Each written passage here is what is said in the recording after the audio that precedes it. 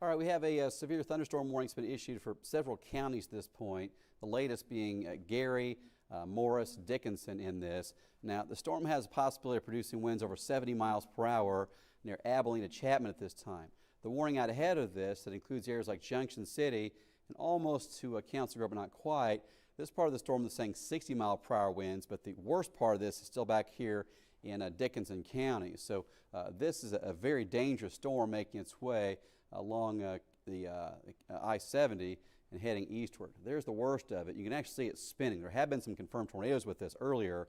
Now it's beginning to form more of a bow shape and racing eastward into parts of Gary County and Morris County shortly. Manhattan, you have to watch for this soon in the next couple of hours. It will likely get over to areas like Topeka as well. The severe storm watch does mention the possibility of winds could be up to 80 to 100 miles per hour. And this is possibly a derecho setup, and that's the kind of thing that can happen in these.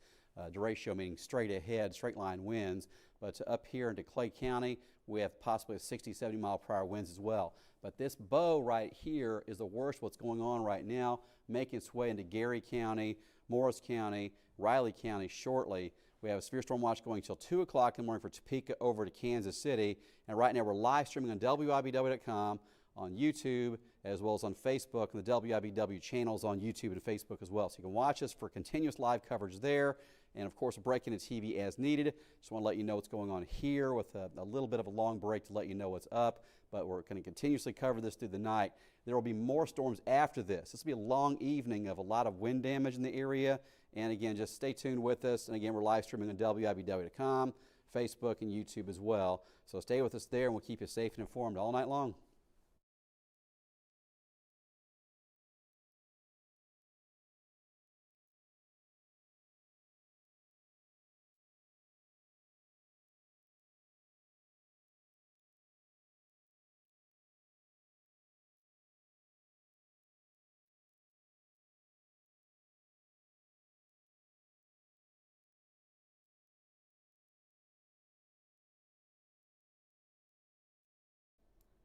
All right, if Daniel can hear me, I want to verify that we're actually on the WIBW Facebook page and YouTube page, because if we're on a different page than that, I don't want to misspeak with those. So I believe that's where we're streaming it, and that's what I want to do. All right, I want to make sure we get the biggest, is that where we're at? Okay, thank you, Daniel. All right, so let me show you what we got going on here. Let's back up to the beginning of this, and what we're seeing is this storm is, you can start to see the edge of the severe weather clouds to this, looking west from west-southwest from Manhattan. That's from the Stormont Vale campus there on the north side of town. So that's one we're watching right there in Manhattan. And just to the west of there, we'll bring up the other camera here. This is going to be from Can Drive, KDOT. And we did see several tornadoes with this stuff earlier out to the west, closer to Russell. This is the Abilene exit right now, and a few minutes ago that was a mess. Right now it's not as bad as it was a few minutes ago, and the worst the winds are making their way east. So there's Chapman, exit 286, looking west-southwest on I-70, and there's the Milford exit on I-70 getting closer to Junction City. So right now it's not extremely powerful just yet, but again, we're watching this from, there's the camera from the Flint Hills Discovery Center in Manhattan, and then the camera on the north side of town now, that's a view from the Stormont Vale campus there, the north part of Manhattan. All right, so I'm going to show you kind of a bigger look at this. We have a severe storm watch going until 10 a.m. for areas back from Manhattan to Hayes. Topeka to Kansas City, they added a new severe storm watch that goes all the way to 2 o'clock in the morning. So what you'll see is this is very close to the computer models we're showing on this. Actually, sometimes it's very impressive how close they get to what actually happens. Specifically, I'm talking about the HRRR model from 24 hours ago, showing almost exactly this, with a bow segment here ripping eastward toward Topeka, arriving around maybe 9 o'clock. But this being a severe wind event, and then likely to see a severe wind event here as well, diving toward Wichita and Emporia and that part of the line. Now behind this, you'll also see there are more storms developing just a few miles southeast of Goodland. So there are plenty of areas of damaging storms within this line, and I have yet to go down and check out what the mentions are that are around Wichita with this stuff. So I'm going to have to monitor that as well and see what's really coming up the line toward areas like Emporia and toward Burlington as well. All right, so I'm going to see if I've got the Wichita radar turned on. Usually I do. There we go. That's a closer look, and that's from the Wichita radar. You'll see the mention there of 80-mile-per-hour winds with this part of the storm line that's for Kingman and Reno counties. So that's what's ripping over toward Wichita at this point. We'll check out the velocity on that and see how rough that looks. Those areas of blue, goodness, that's where you have these really strong winds. That's the kind of stuff you saw on radar a couple of days ago when Houston, Texas got blasted with the winds over 100 miles per hour. So those areas of dark blue on there are we're seeing some of the strongest of the winds. I'll check out what kind of values there are. I'm sure they're close to 80, if not above that. I don't see anything that looks like it's 100 miles per hour, and there's 96. Yeah, there's a big one. So the closer you get to the radar, the worse that the closer you get to the radar, the better the estimates are. So that is not very far, and again, you can see that that blast of these extremely strong winds going right along Highway 400 and heading toward Wichita. So again, that's part of the storm. But that's part of the energy with this that we're watching to see. We're going to have some wind damage northeast Kansas. There's just no doubt about that. It's a question of if we get that 90-mile-per-hour stuff or even worse. So the thing we're most concerned about, the thing that's got the most power and has the most history of creating damage, is heading toward Woodbine and White City at this point. So that's this right here. And this has a history of producing winds as high as 86 miles per hour earlier near Russell, and it produced a couple of tornadoes as well close to I-70. There were several tornado chasers that were watching this, and right now the Weather Service is saying that Dickinson, Gary, Morris County, they're mentioning 60-mile-per-hour winds with this part of the storm. That's not the higher end, really wild stuff, but you can still see damage out of that. And again, it's moving right along I-70, so clearly a lot of people traveling I-70 would be dealing with a severe storm, and you don't want to have to deal with that on the highway by any means. So I would not travel into that unless you're a well-seasoned storm chaser. And if you're a storm chaser, in most cases they're looking for tornadoes. They're not really looking for straight line winds and hail. So this is not going to be a great one to storm chase anyway. You really just need to sit still where you are. If you want to see a cool cloud, just wait a little while and look out to the west, and you'll see it arriving. So Clay County also has a severe storm warning.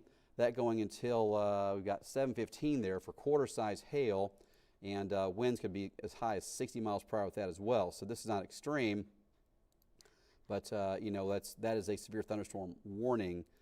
And you may notice if you look at that close enough that this storm closer to the Chapman area does have rotation with it. So just because things are rotating doesn't mean tornado, but that storm does have a history of producing tornadoes.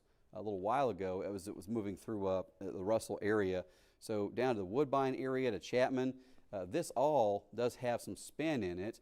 And, you could have a spin-up tornado in that, that's no question. But the real danger with something like this is more likely going to be a widespread area of strong to severe winds or even extreme winds that are possible in there. So Council Grove should be watching that closely as it comes your way from the west. And Council Grove is not quite in that severe storm warning just yet, but you will be soon. I'm going to get the camera there from the folks at TCT Broadband. I'm going to make sure I have that camera ready to go because it won't be long before you are dealing with that. I want to keep an eye on you. What we're going to see most likely is just a very impressive shelf cloud coming through. The shelf cloud is, it is shaped kind of like a shelf. You may even see some pictures of that already on social media. I've seen a couple pictures of it already. But a shelf cloud generally is strong straight line winds, and we're probably going to see a really cool one, interesting looking, coming through during the evening hours. I'm going to bring up my Maple Hill camera as well, make sure I've got that thing pointing the right direction.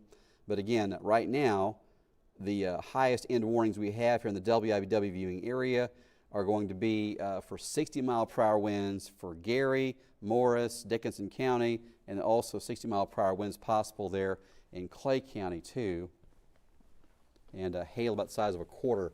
I have not seen any high-end hail out of this lately, but earlier there are reports the hail was as big as 4 inches in diameter, so extremely big hail out to the west with this earlier. And I'm getting some cameras turned on here.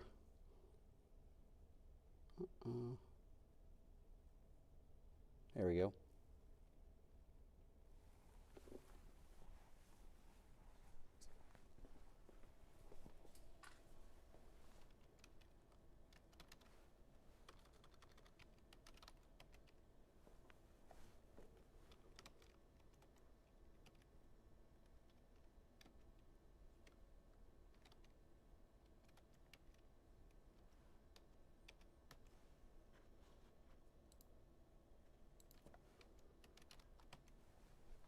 Bear with me just a moment. I'll get this camera turned on so I can see what's going on out there in near Maple Hill, our WIBW transmission tower, specifically the one I want to get turned on here and turned around to make sure it's pointing the right direction before the stuff gets into the area.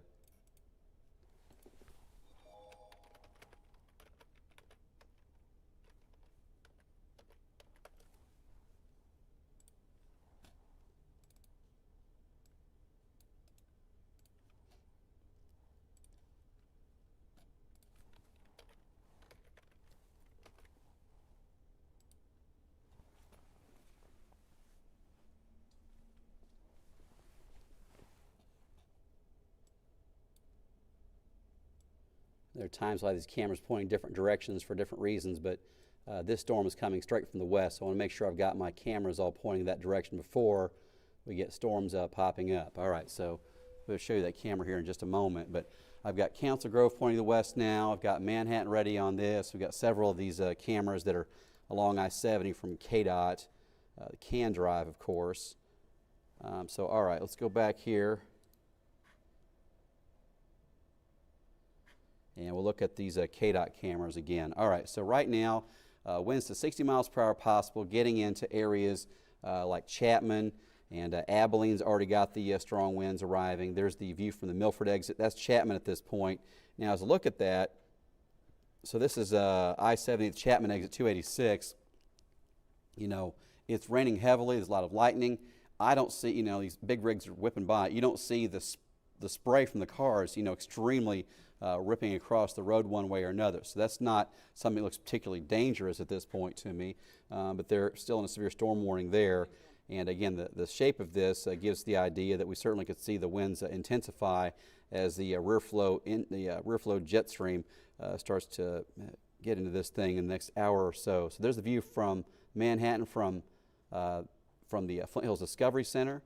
And then as we check out the next view, it's going to be from the Manhattan campus there of Stormont Vale. Now you're seeing the lightning on the horizon to the west-southwest from Manhattan. And this should be a really wild shot here in a little while as that storm arrives in Manhattan. Now right now, Riley County's not in the severe storm warning, but certainly you will be. There's not really a way that's going to go around Manhattan if you're out ahead of this. This feature right here, this Boeing segment right here, there's a 100% chance that comes through areas like Junction City and Council Grove, Eskridge, Topeka. Is near 100% chance of seeing some damaging wind out of this. This Boeing segment right here continues to make its way to the east. You're almost sure to see damaging wind with that. Farther to the south, we're seeing the higher end winds already in areas that are just west of Wichita. This one that's going into Gary County shortly here certainly has rotation with it. It's a broad area of rotation, and if you were to see a tornado or something like that, usually it's kind of on the edge up here or down here. They're called bookend vortices, kind of on the very ends of something like this. In the middle, you tend to see just strong straight line winds. I say just, but the winds in this case could be as high as 70, 80 miles per hour, even worse is a possibility. So that's how it looks right now, almost into Junction City. And right now, the winds on that do not look like they're in excess of 60, but they're certainly close to it. So that's what the Weather Service has now. 7:45 p.m. expiration. Hail about the size of a ping pong ball and 60-mile-per-hour winds. They say observed on this, meaning storm spotters have seen it. You come through? Go ahead. All right, so that's what we've got. Again, we had Clay County also in a severe storm warning for hail the size of quarters and wind gusts to 60 miles per hour as well. I'll pan up there and show you that one. And there you go. So really just south of Clay Center is kind of the worst of this. And around Concordia, you don't have any severe weather threat right now. As a matter of fact, you aren't even in a severe storm watch at this point. Let's pan this out. I'll show you where the watches are in place. And you'll see that the severe storm watches include, well, I guess Concordia is in it. It's Republic County, Belleville, up to Washington and Marysville. You are not in a severe storm watch right now at all. So, you know, I'm not saying take your eye off it, but the worst of this, the threat looks to be like it's going to be to the south of you. So the highest end storms we see right now are the stuff that's approaching Wichita down here, where we've gotten some of these winds are likely in excess of 80 miles per hour. And you can see the warning there, Kingman and Reno County. And they also, Weather Service also, in the warnings, they will add on language for what these storms, how bad these storms are, like things like observed or radar indicated. If a storm has 70 mile per hour winds or hail the size of a golf ball, they'll say the damage with it is considerable. In this case, they say destructive, 80 mile per hour winds, you'd say it's destructive. And if you're looking at something like a large tornado in a populated area, they'll have the word on there like catastrophic. So they have categories for how high of, how high the intensity is of some of the words they use here. They say something's destructive. They're not referring just to a severe storm. They're talking about something that's more extreme. So this thing that's moving toward Wichita into Kingman and Reno counties right now, that is going to have, again, winds that are 80 miles per hour is what they're saying with the warning. Now, the radar was showing the winds could be as high as 90, even 96 is what it was showing just a moment ago. So we'll stop this and check out some of the values in here again. So again, we're getting just west of Wichita. This is Kingman and Reno counties here. We've got 93 mile per hour winds. And, that is extremely strong. So that's going to do a lot of damage when you have something like that. And that's close enough to the radar that most likely that's translating to the ground, or at least very close to it. So here in northeast Kansas again, we don't have any tornado warnings. I don't want to scare you with that. But we do have a high likelihood of seeing some severe storms with damaging winds. Now, computer models also were showing this losing intensity as it makes its way farther to the east. So hopefully that will happen. Sometimes with these, they'll lose intensity. On other occasions, as the sun sets and they lose the heat energy from the day, sometimes you'll see them actually intensify. So the rear flow jet streak in this thing, I would not bet against this thing intensifying as it gets farther to the east. So Council Grove, be ready. You're going to have a severe storm moving in shortly. Junction City, Manhattan, you'll have a severe storm moving in shortly. In Topeka, this thing's been moving at roughly 35 miles per hour. So a time on this, you go kind of from the leading edge of the storm over to the capital city, you're looking at 58, 60 miles away almost. So Topeka's still a good 2 hours, almost 2 hours away from having to deal with this storm, but it will come eventually. Now, what will probably happen is this batch will ultimately hook up with the stuff that's down to the south in a little more organized fashion, and I'll start kind of diving to the east-southeast most likely. Seeing some flash flood warnings issued at this point now. All right, so again, severe storm warning is in place there for Dickinson, Gary, Morris counties going until 7:45. The warning for Clay County has expired now, and we're up to, what's our time now? 7:17, so this has almost a half hour to go on this. And again, it's not moving rapidly. The forward speed on it's about 35 miles per hour, so it will take a little while to get into areas like Council Grove, probably in the next 35 minutes, maybe 40 minutes or so. Let's check out the view from Council Grove looking toward the storm. And again, Council Grove is not in the actual severe storm warning just yet. You'll let that load, but you will be soon. So here's the view from Council Grove looking to the west. We're starting to get that shelf cloud showing up there over the horizon, looking out from the TCT broadband cam there in Council Grove. So it will not be long before you got a severe storm warning and then a severe storm moving in. There goes the mouse. Jumped off the counter on its own, right? Okay, no, it's probably my fault. All right, yeah, it was my fault. All right, so I'm going to turn that camera a little bit from Council Grove. We'll go ahead and pan it off to the left a little bit. And again, we're seeing the shelf cloud starting to take shape and move toward Morris County. So And actually, I can really see it well if I look down toward the horizon. I'm going to zoom in on it a little more and see. If I zoom in, that chord, it's probably going to show the chord more. I don't want to focus on that. So I'm going to try to get the chord out of there. So you can actually see the lowering on that.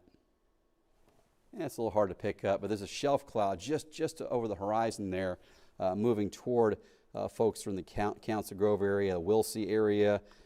You'll be dealing with this, but you know, a lot of lightning showing up there in the sky over Council Grove right now. No doubt you're going to see a severe storm with some damage coming your way shortly. You need to walk back through?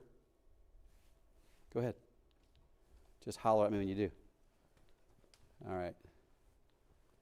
That's my 10-year-old. He's entertaining himself behind the set right now. His brother's with family for the evening. All right, so I want to show you this activity here. We're getting close to Junction City, so we have cameras from KDOT, and they actually have several new ones here that have been added recently. So I'm going to back this over to the KDOT page as CAN Drive.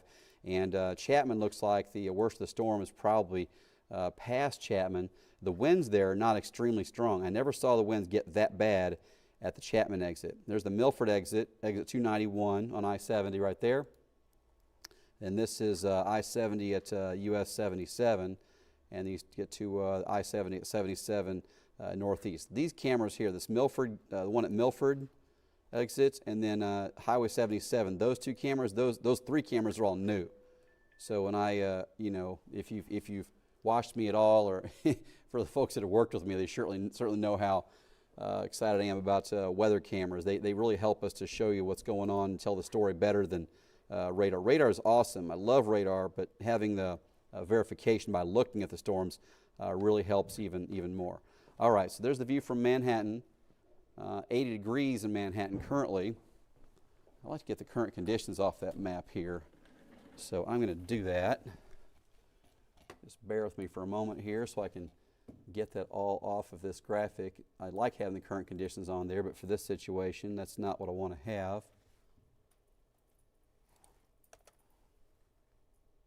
And if you're watching me here on the live stream, sometimes I'm also setting up things for later. At some point later, we'll probably wind up going continuously on TV as well. So again, right now, we don't have any sort of tornado threat in the area, at least not at this moment. The real risk looks like we'll have straight line winds, and mentioned in the severe storm watch was the winds could be as high as 80 to 100 miles per hour, is what was mentioned earlier in the day.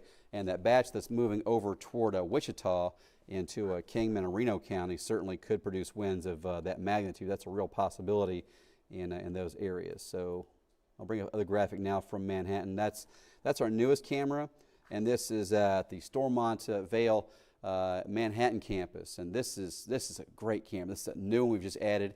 And looking off the west-southwest, you can see the shelf cloud right there. You know, this is still maybe 30 miles west of that camera. From Council Grove, it's a little closer, but this should be a really wild-looking cloud as it moves just south of Manhattan. So there's the storm, and again, you can see this whole thing does have a rotation to it, but the real shape we're worried about and we're looking at is this bow. It's shaped like a bow here on the front edge of this, moving into Geary County and Morris County. Those bow segments like this can produce extreme straight line winds. So that's something that we're watching for with the atmosphere set up, that it could have winds that are higher end, not just something that's 60 miles per hour, but something that's 70, 80, even 90 miles per hour is a possibility. That's an update to Morris and southwestern Morris County. It's an update on their warning there. All right. Okay, is that just a new warning for that little sliver? Yeah, it is. Okay. Interesting. All right, so Weather Service just added this little bitty sliver of a warning here that is just for this part of Morris County. I think just because they weren't in the warning a moment ago, it's pretty clear that the severe storm is going to move through that part of the county as well. So 60 mile per hour winds, hail the size of a ping pong ball possible there. I'm going to zoom this out again, and I'm going to check the velocity and see if it's getting any nastier in that area. Something you have to also keep in mind is when these storms get closer to or farther away from the radar, they have a different appearance in many cases. Right now, I'm not seeing any high-level winds in here. Certainly 60 miles per hour is in play, but I don't see anything worse than that yet, thankfully.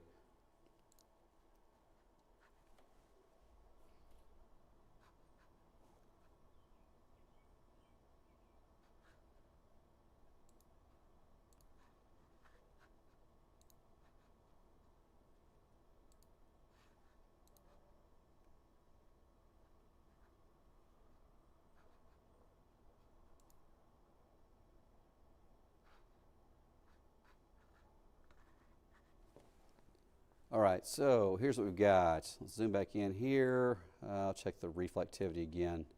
So the bow segment's what I'm worried about right here. This shape through this area, getting into the middle of Geary County and the northwest part of Morris County. So now the worst part is really off of I-70, so you'll have fewer storm chasers and fewer spotters, and there's just a lower population in the area that's just kind of south of Junction City is where it looks like it's probably the worst. All right, so as we pan down to the southwest here, this has been the stuff that's actually had higher end problems. There we've got an 80-mile-per-hour wind, and also again the text I mentioned on these warnings. This one now says tornado possible. That's one of my least favorite tags on a severe of a weather warning, because when they just say severe storm warning, tornado possible, the guidance on that is, what do you do? I mean, if they thought it was a tornado, they'd say tornado. They say tornado possible, it means they're just kind of short of issuing a tornado warning. But the winds on that, moving toward Wichita right now, are going to be extremely strong. Yeah, it's just a few miles west of Wichita, and these winds are going to be at least 80 miles per hour, and some of the indications were there the winds could be as high as 90 miles per hour. All right. But this stuff that's blue, the darker blue here especially, is where the really high numbers are in this. Let me stop this loop, and we'll see how strong these winds appear to be in here. Again, some of these darker blues are the worst numbers there. There's an 89. The darker blues probably be 90-something. What have we got there? 91. So you've got 90 miles per hour or worse, but that's also a couple of thousand feet up off the ground. Now, when they say tornado possible, I am going to guess they're referring to things like this little area right here, a little indentation. Sometimes on a line of straight line winds, you can have a tornado pop up, and they look like this on a radar a lot of times. There's a little indentation right there. Either one of those two could be a tornado, and many times if you have something like that, it may only last for a minute and a half, maybe 3-4 minutes. So sometimes you'll have something like that pops up so quickly that it's really difficult to get the message out in sometimes. So it's not a long track tornado or something where you can really talk about it for a long time, but sometimes you pop up quickly and go away quickly on these lines. So again, watching this line, this is the one that's moving into Morris and Geary counties. This has a history of producing a tornado. It also has a history of producing winds up to 86 miles per hour, but it's moving to an area where I'm hopeful the atmosphere is not quite as unstable out here as it was earlier. But either way, still, winds to 60 are the concern with this. It includes Dickinson County, Geary, and Morris County going until 7:45 p.m. And we'll check out the camera again from Council Grove and see how it looks at this point. And again, you're going to see the shelf clouds, I say cool. It's the interesting thing to me, looking at these. I'm not expecting to see a wall cloud. I'm not expecting to see a tornado, but I am expecting to see the shelf cloud that should be pretty evident. So that's the look of it right there. You're seeing just to the west and northwest how I have the camera oriented there in Council Grove at this point. So again, shelf cloud almost always means strong straight line winds. And it looks like some scud clouds there kind of on the right middle of the shot.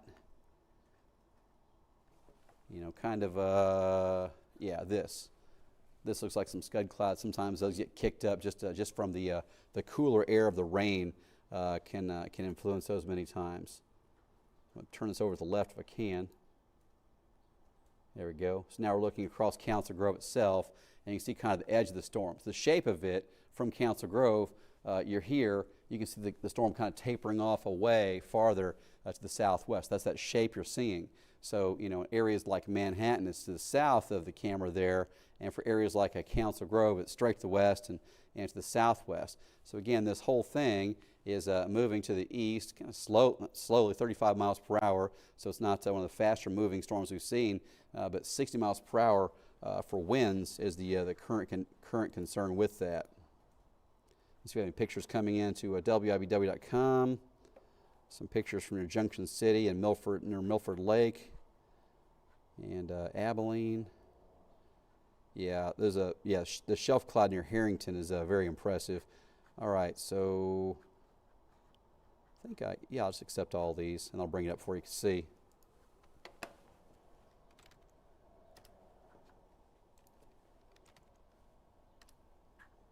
let's check out the pictures here. All right, so we've got the live stream going. And under weather pictures here, let's see what we've got. Go all the way back. And the shelf cloud near Harrington is the one to me that looked like it really told the story what this thing really looks like the best to me. Or at least what the shelf cloud looks like. This old one there. Let's see if it loads. This is Junction City and near Milford Lake a little while ago. You can see the low clouds here. I think that's what I was looking at just a moment ago. We were looking at the shot from Council Grove. You can see kind of that same shape, which is kind of some of those low scud clouds that are hanging out just ahead of it. Yeah, those aren't ingesting quite yet. That tornado's from a few days ago, obviously. That's the Westmoreland tornado. And those are from WIBW.com on the weather page under weather picks. You can always check those out. All right, we'll go back forward. There's your shelf cloud just to the west of Manhattan now, kind of the west-southwest of town. Again, we have this Boeing segment right here, and the bottom part of it's going to continue probably diving south and east. We'll see how much energy this thing has as it continues to roll eastward toward areas like Wabaunsee County and into the northern parts of Osage County with some strong winds as well. And again, I don't see a tornado risk in that at this point.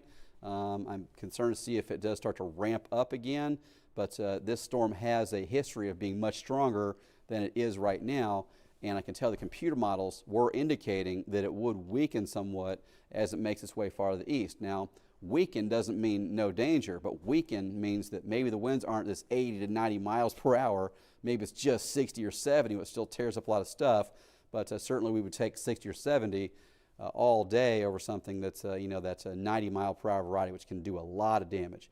So again, the stuff going to Wichita is really the worst of it. This batch of blue right here diving toward Wichita, that's going to cause a lot of damage. If it stays that strong when it goes through the city of Wichita, it's going to cause no doubt millions of dollars of damage. So that's the storm that has a tornado possible mentioned in it. And a little farther north here, you can see I have warnings in several of these counties from Marion, McPherson, Marion County, getting into Morris County as well.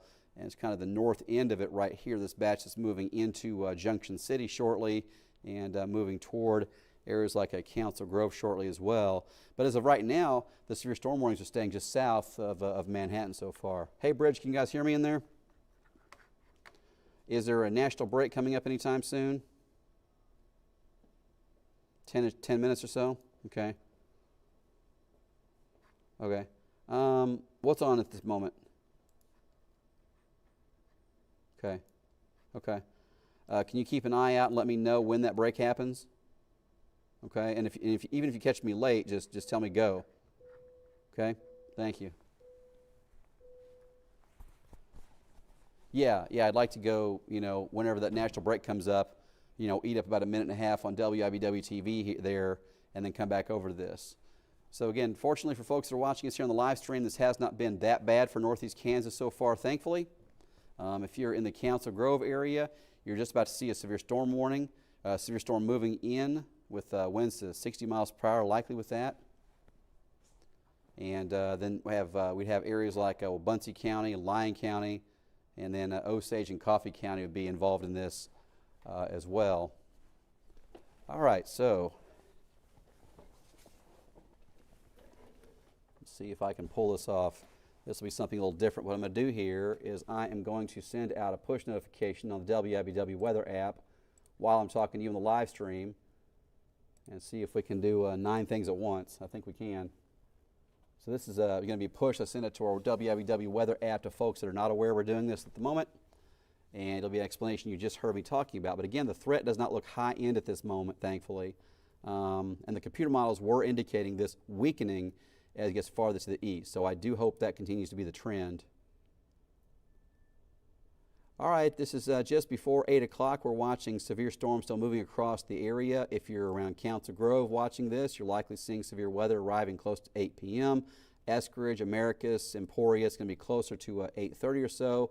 Topeka, Osage City down to Burlington, 9 or 10 o'clock p.m. You're likely to see severe weather moving in. We've seen very dangerous winds down toward Wichita over the last couple of hours. Some of the winds could be as high as 90 miles per hour, and a severe storm watch is still in place for areas west of Highway 75 until 10 p.m. and then from Topeka over into the show me state. The watch goes until 2 o'clock in the morning. We're live streaming on WIBW.com, YouTube, and Facebook as well. Of course, we'll have updates on TV as needed, and we'll have 13 News at 10 coming up later tonight. Okay, so I'll send that push notification out. It takes about 2 minutes for that to cook in the system. But again, if you're watching the live stream with us here, you know, and I don't have something particularly dangerous at the moment, then I can at least send an update out and let everybody else know what is going on.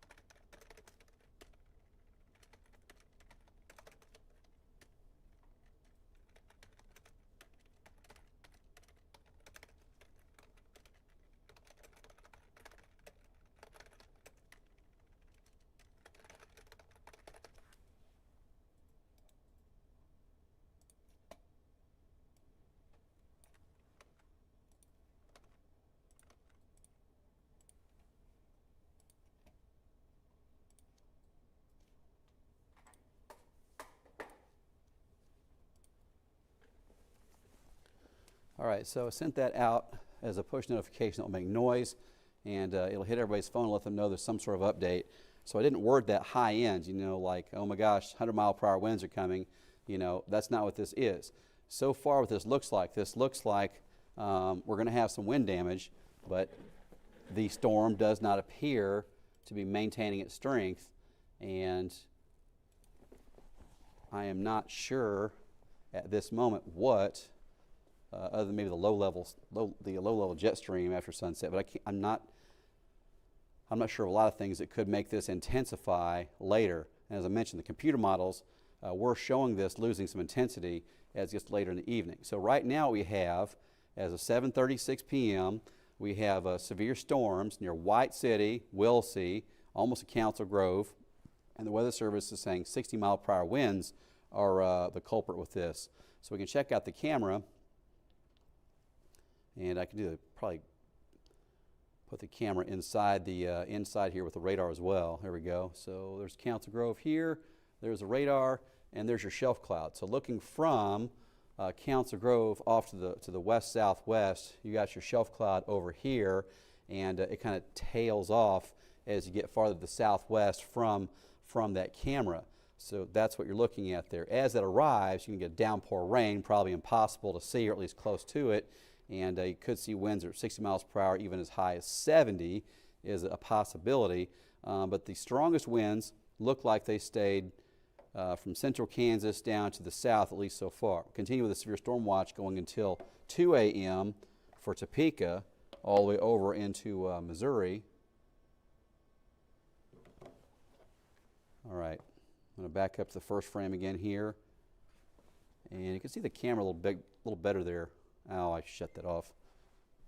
Bring the cameras back up so I can see them again.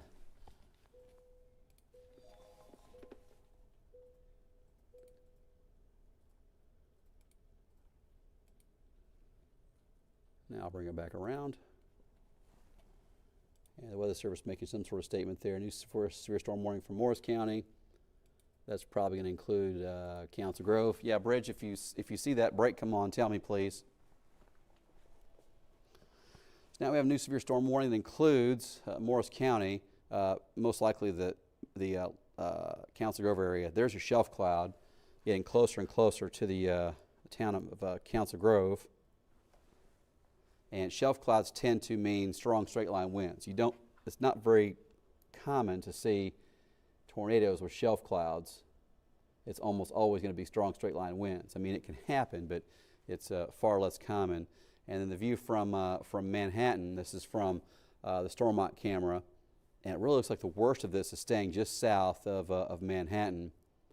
So there's this severe storm in Gary County and Morris County, moving to the east. Maybe this updated the warning that they already had there in Morris County. They continued it. That's what it was. All right. Severe storm warning. Located 4 miles west of Wilsey to 4 miles southeast of Burdick, moving east at 25. Ping pong ball size hail and a wind gust of 60. Also looks like we've got some flash flooding going on in Dickinson County from the extreme rain there. And there are no high-end severe winds going on in northeast Kansas now, thankfully. Now the winds are certainly strong. 60-mile-per-hour winds will do some damage, but they're nothing like 90-mile-per-hour winds. So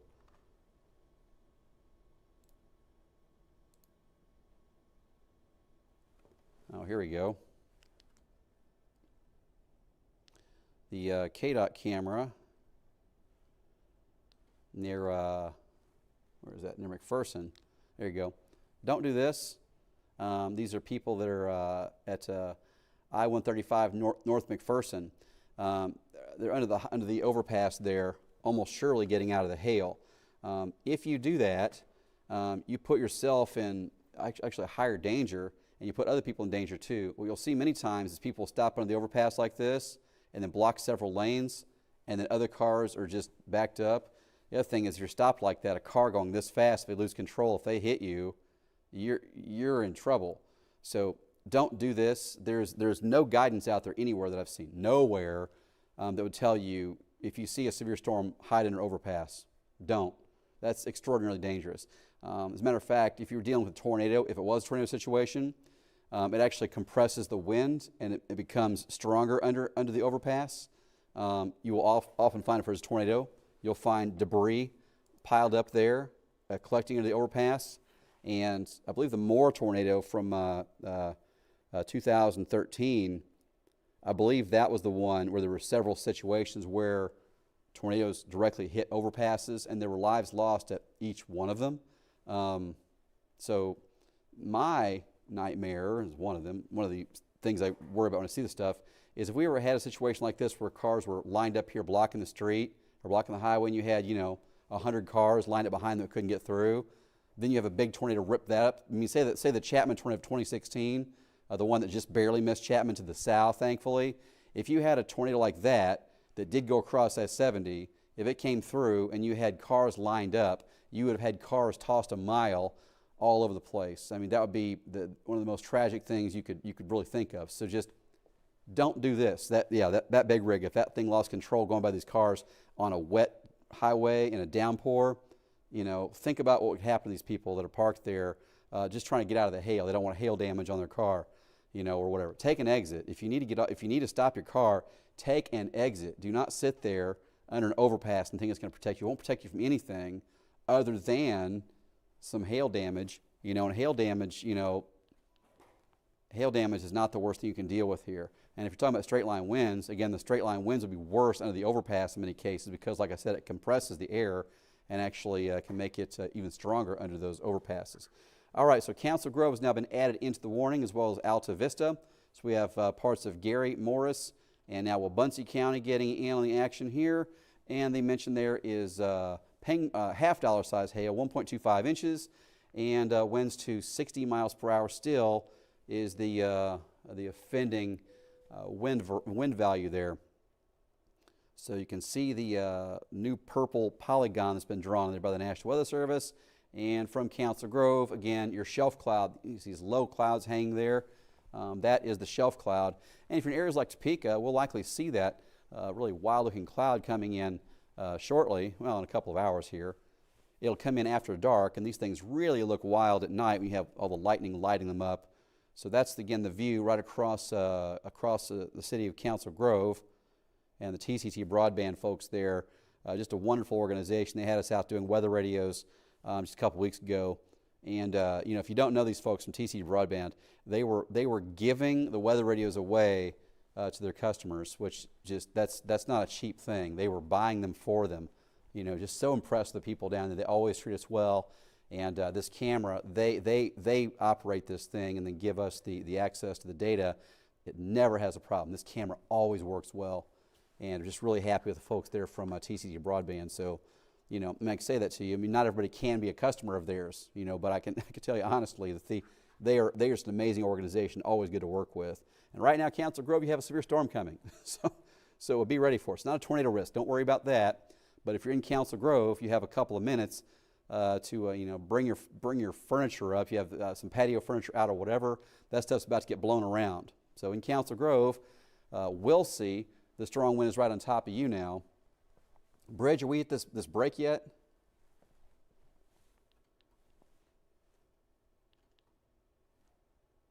Are you guys listening to me? Did you give up on me? No break yet? Okay. Okay. Yeah, I want to hit it when we do, please. All right. So Council Grove, you're in the newest warning, and it does not include Lyon County just yet, but it won't be long before we're watching Lyon County. Now, Lyon County is closer to some of the stronger winds. I want to say the stuff that's close to Wichita. More of the jet energy, from what I see, is most likely to be closer to Emporia. So you'd have a higher chance of seeing those higher end wind gusts down to the south. Many times you see the stronger winds right at the front of these bow segments like this. That's why I'm watching this one so closely, because many times we do see the leading edge of the bow. And this is, if you wanted to visualize what this thing is, if you were to take a bucket of water and kind of pour it across the floor, it kind of has a kind of a point at the front of it. It may not be shaped like a point, but it's kind of got an area at the front that's kind of rolls out farther than the rest of it. And that's what you have here. The strongest winds kind of roll out to the front of it, and it's just kind of pouring eastward. Now it's going to an area where I think the energy is a little lower in the atmosphere, so we may not have the higher end wind potential we did earlier. But areas to the south, the available potential energy in the atmosphere from Emporia south was higher, much higher than north of I-70. So the risk of seeing some extreme winds down to the south in Emporia is still there. I wouldn't underestimate the winds coming toward Emporia at all at this point. So just be ready. All right, so from Council Grove, again, you have a severe storm with damaging winds coming. Okay, go ahead, I'm ready.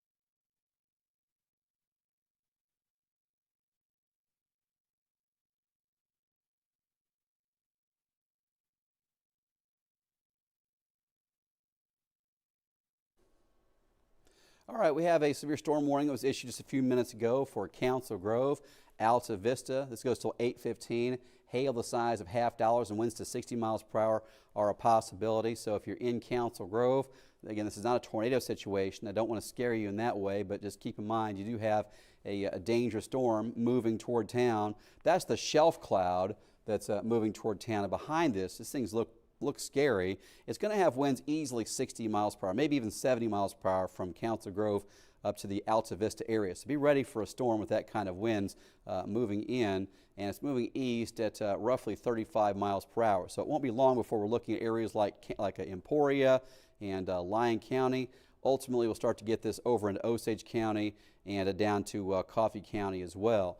So what we've seen so far, the worst winds have been just west of Wichita, where we had winds gusting as high as 90 miles per hour a little while ago. And we also have one tornado warning that's in place right now just to the north of Wichita in Harvey County. But in our area, the most dangerous storm we have right now, 60 mile per hour winds near Council Grove. This activity getting close to Emporia could have 80 or even 90 mile per hour winds about an hour from now. We're live streaming on WIBW.com, on Facebook, as well as YouTube as well. So please watch us there continuously. We'll break into programming once in a while with updates like this. And if anything gets higher end, we'll come in for a longer weather segment. But for now, we'll break in as needed on some of these national breaks. Again, we're live streaming on WIBW.com, YouTube, as well as Facebook. We'll be here all night. Stay with us. We'll keep you safe and informed.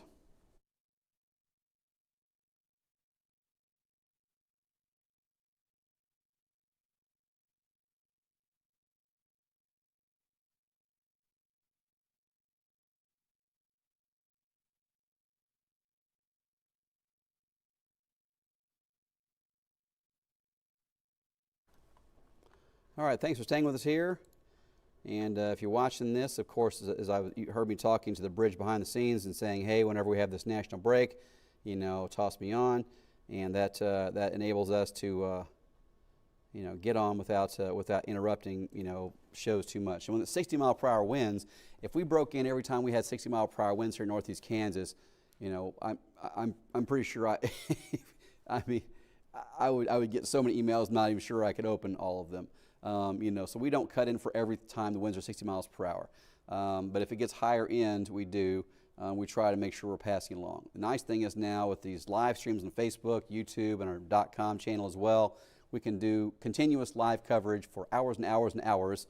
And that's what I want to do, is make sure we're on and talking about this all the time if there are severe storm warnings at all. So we're doing a lot of things. We're trying to make it even better, and the technology is getting to where we can do things that used to be kind of a dream, frankly. But again, if you're in Council Grove, which you're watching right now, it's just kind of a scary-looking cloud moving in. This is going to have winds gusting to around 60 miles per hour. That's a very good bet with this. And then I'm going to have to watch areas like Emporia, because I'm afraid the wind could be stronger in Emporia when it gets there. And I'm going to check out kind of the energy in the atmosphere as well, and you can check this out with me so you see what I'm up to. All right, let's back this up. I'm going to go to SPC. This is one of the pages I look at all the time. If you're a weather geek like me, many of us are up at 1 a.m. when the convective day one outlook first comes out. something a lot of us will do. So this page is not a stranger to anybody that studies meteorology in any way.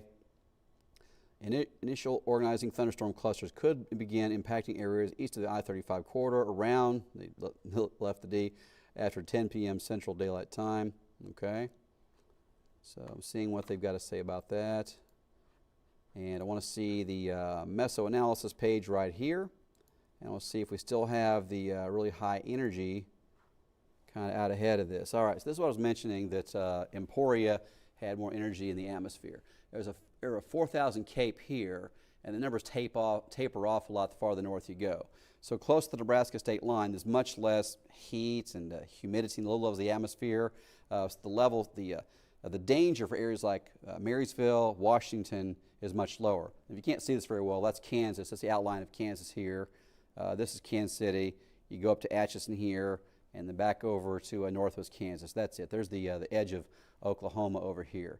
So that's what I'm looking at, this area of extremely high energy that's just right ahead of that batch of storms. And Emporia is much closer to that. So that's something that I've been watching, is a concern to see if we see those higher end wind potentials getting over areas like Emporia and Burlington. Farther north like Topeka, I don't know that we'll get that higher end wind, hopefully, but far to the south, the threat's still there. All right, beverage time. All right.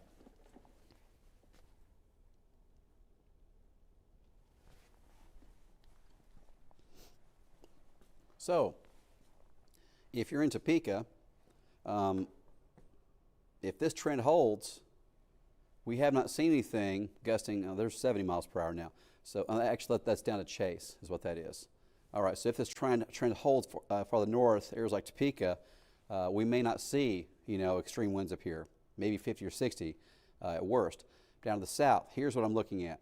Now we've got Chase County, and they're saying 70-mile-per-hour winds getting to Chase County. So Emporia, Lyon County, you need to be ready for winds within the next hour that could be 70 miles per hour or worse. That's a possibility. The north part of the Boeing segment is not going to be the worst part of this. The nose of it can be really nasty, but this part to the south is going to start diving faster into the area of the higher energy that's in place. And if we have a risk of seeing the higher end damage kind of stuff, it's going to be down there. So you may also notice this white polygon over here is a tornado warning right now in Harvey County. It says radar indicated, and you can see it, a little curly Q right there, just out ahead of the line, and that is what they're looking at as potentially a tornado. And we'll put the velocity on here, maybe even see it spinning. Yeah, that may have dropped the tornado, but the overall winds in there are already, some 80, 90 miles per hour in many spots. So you're going to have a lot of damage in there. So let's zoom in closer on it. And there's a spot in there it looked like a tornado is almost, it's easy to pick it out on the radar there, and I'll just slow the radar down because I show you what I'm saying. So I'm going to hit the stop button here now and back up a little, right about there. That looks more like a tornado signature in that area, kind of just to the southwest of Halstead. Right there.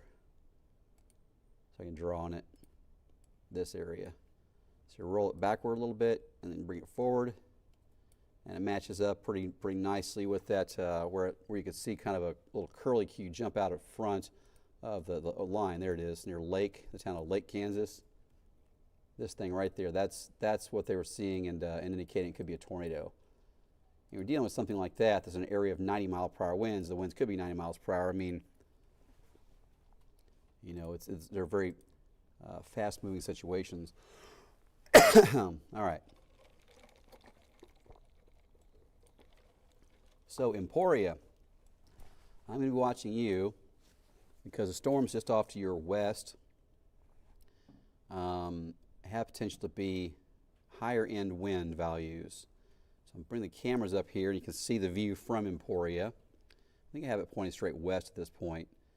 At least have it kind of to the west of the tower. And this is looking almost straight west from Emporia, and you can see some of the lower clouds out there ahead of this thing. That's not the severe storm part of it by any means just yet. Let's see if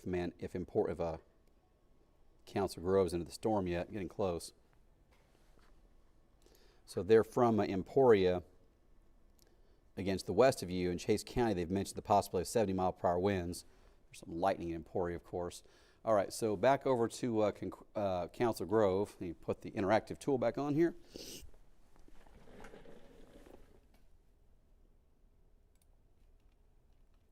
So in Council Grove, you have the severe storm just almost right on top of you at this point. This is a leading edge of what could be some wind damage.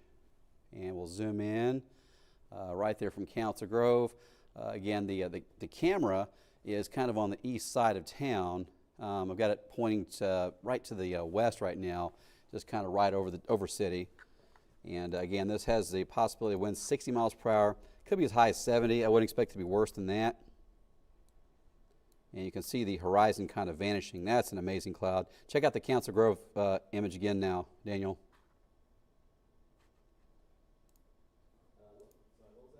Check out that Council Grove camera again.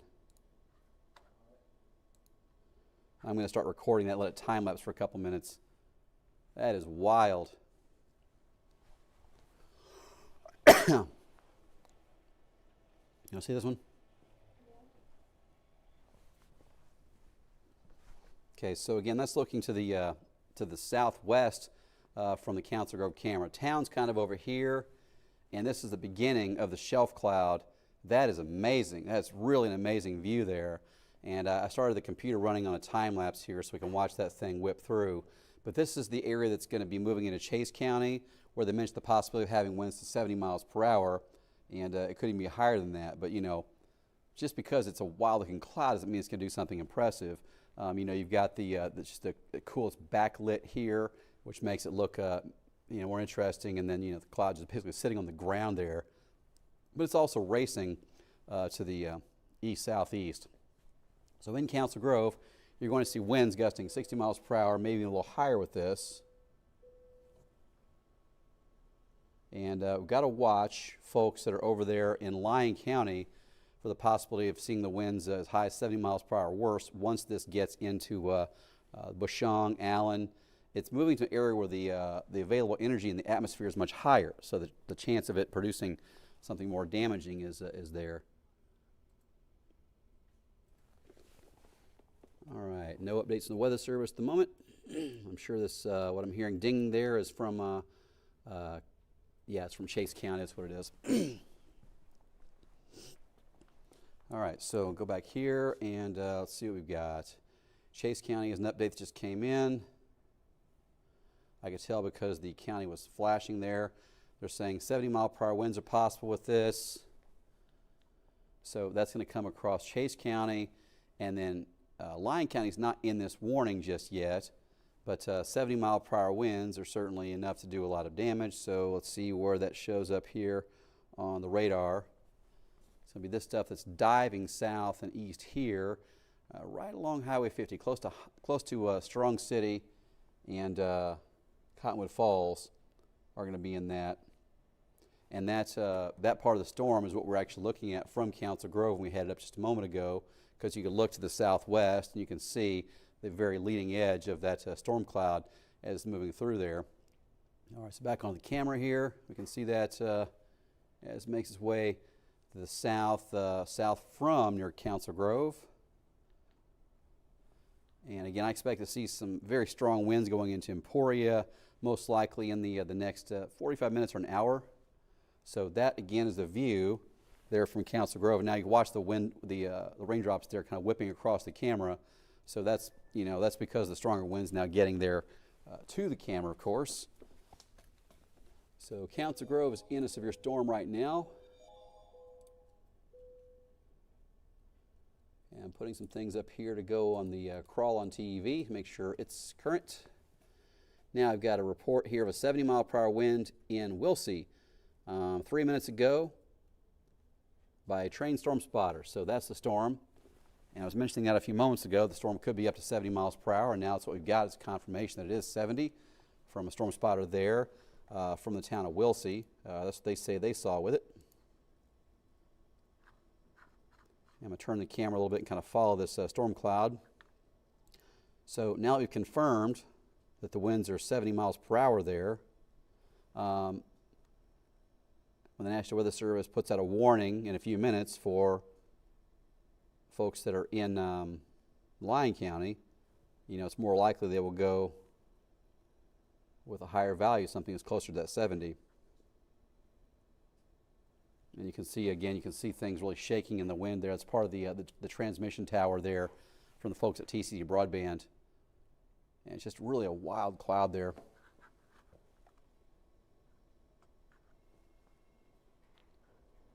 All right.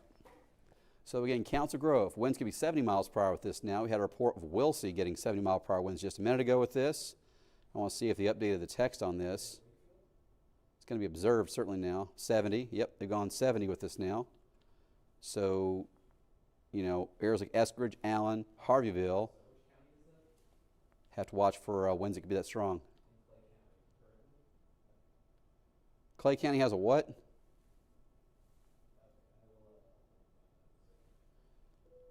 There's nothing scary in Clay County right now.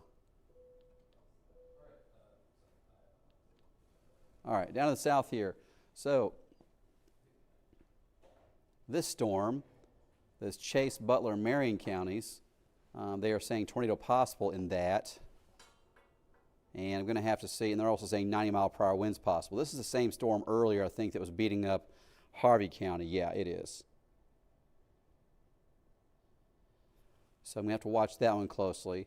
But that rotation that was in Harvey County earlier looks like it's moving into Butler County. I don't see that as moving up into Chase and Marion, but it's the southern part of the county. It's not the northern part.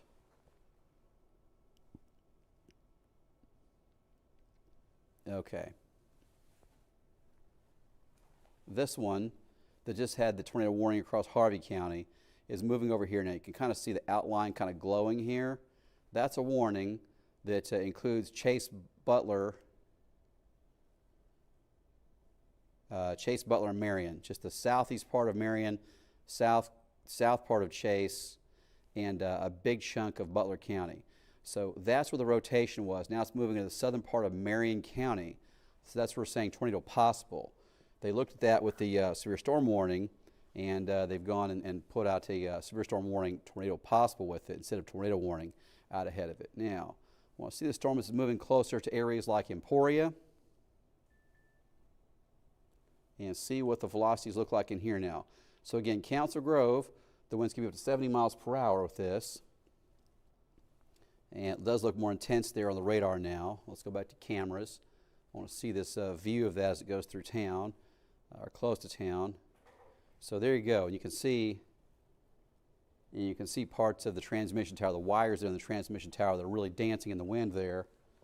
It's a very strong wind. I could also see some dust from the other camera here, or the other feed of the camera here with that. So that doesn't mean tornado or anything. It just means there's some areas that are dry enough there that's just kicking up some dust in the wind.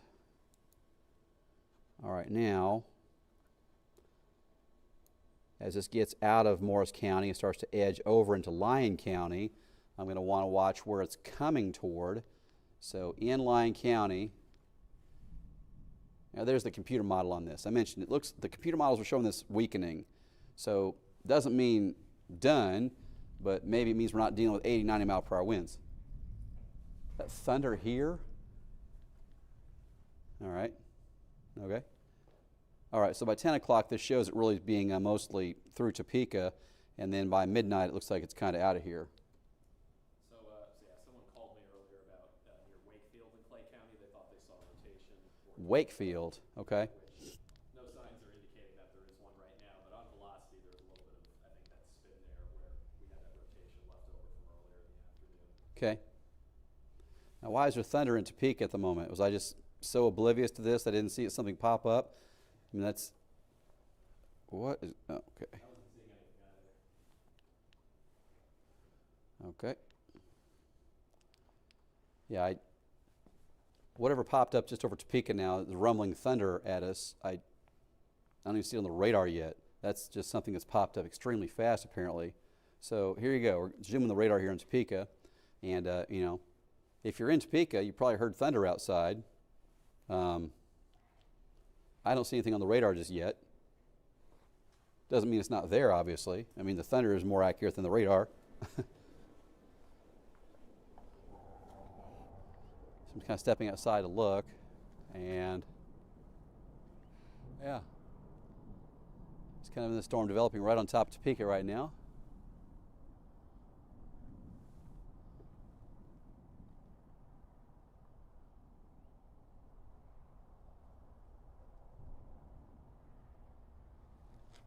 All right, ducks are not happy.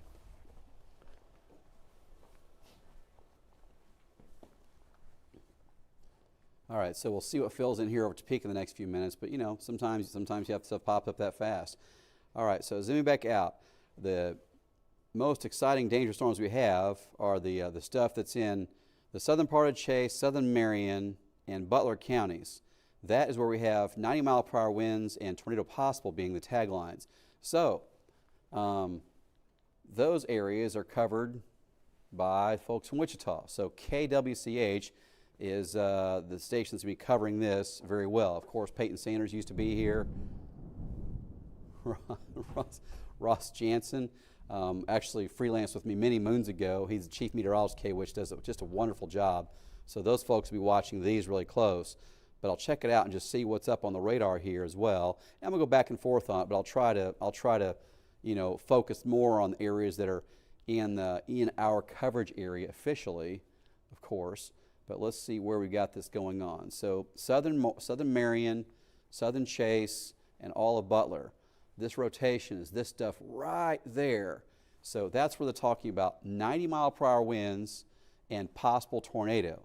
90 miles per hour as a straight line wind is as strong as a small tornado. And that said, the 90 mile per hour winds generally last longer than the tornado will.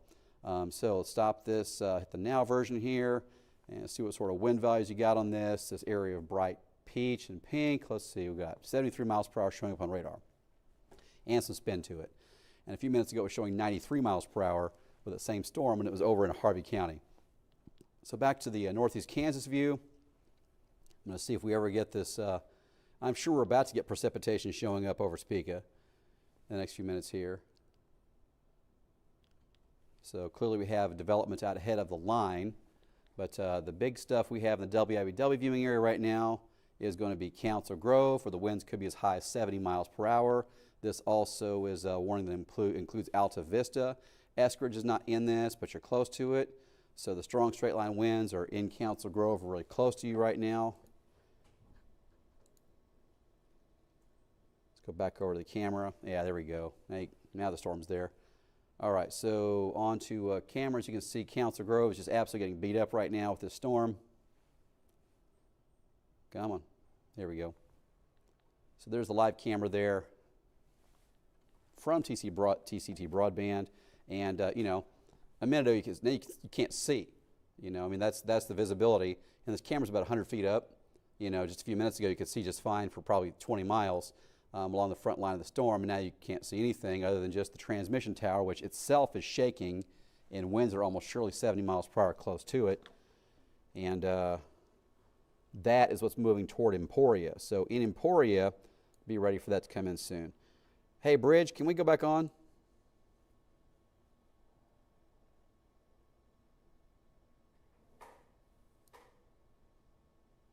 Okay.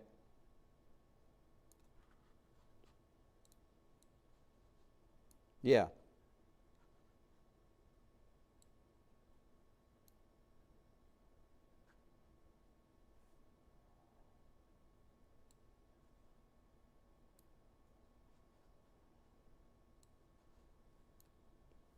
That is wild in Council Grove.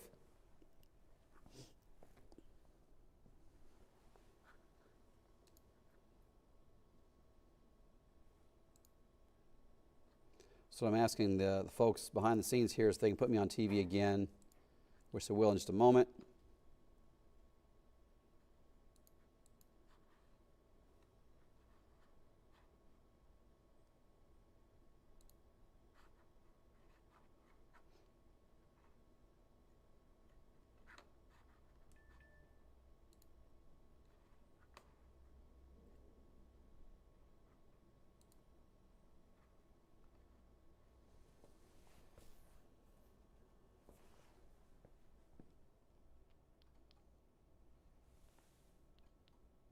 Now we have Lyon County in a warning, as well as a big chunk of Wabaunsee County.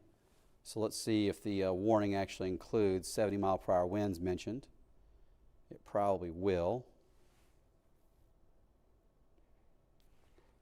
And I've got to figure out why that keeps prioritizing the higher end stuff. There you go. So we've got Gary, Lyon, Morris, Wabaunsee, 70-mile-per-hour winds, hail the size of quarters, and radar indicated. That's what they're saying with this. In just a moment here, the bridge is going to let us go on TV.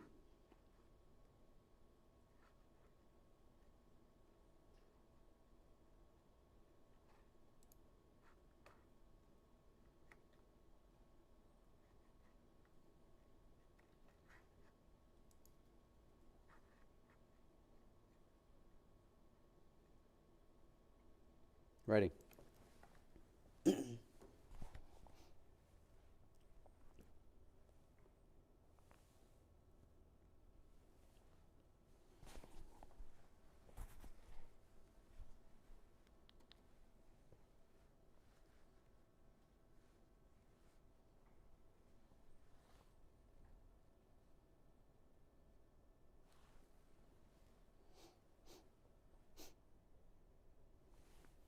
All right, new severe thunderstorm warning just issued for Gary, Lyon, Morris, Wabaunsee counties. It's just the southeast corner of Gary County, but in the northwest part of Lyon County, a lot of Wabaunsee, and the eastern part of Morris County.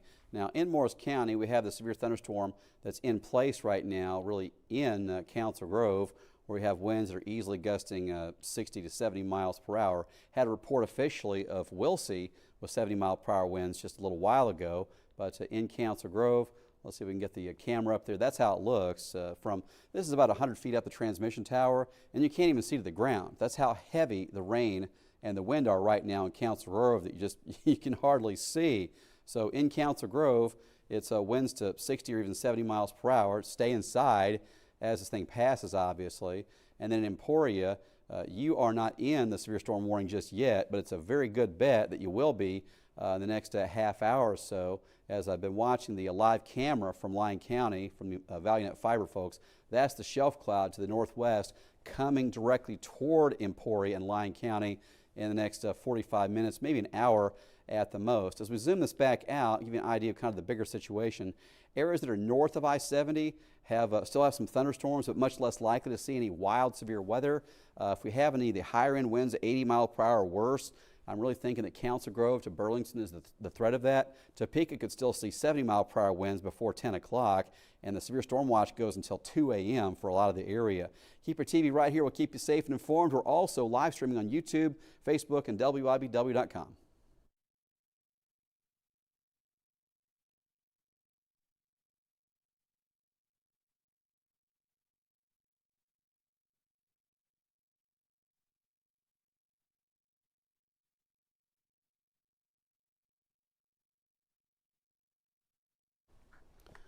All right, thank you for staying with us here on the live stream. And as I mentioned, you know, that storm that's in Council Grove right now, you know, I mean, it's it's so heavy. The rain is so heavy, it's hard to even tell, you know, what kind of wind you have there, because the visibility is just down to just about zero. So we'll get down here to Council Grove again, and here's the view. So from the transmission tower, this is the folks from TCT Broadband provide that camera, and let's point it down.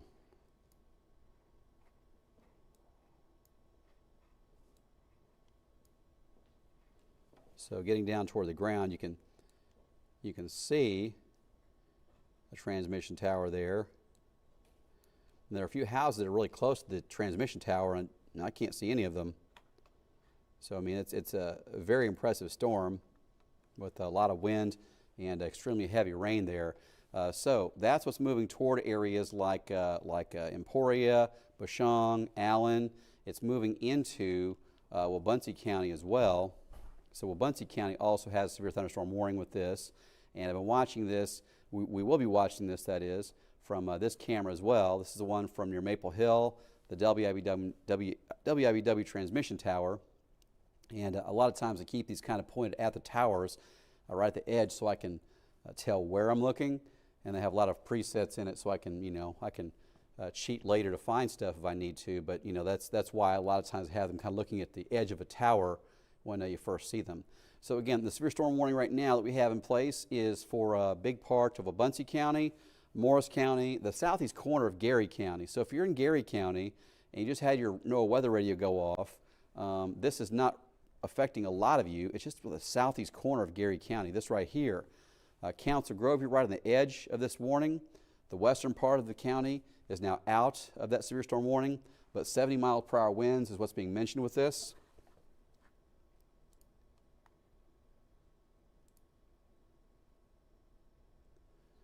I'm trying to get my Council Grove camera back to where I can actually tell what I'm looking at, since it's just an absolute downpour of rain.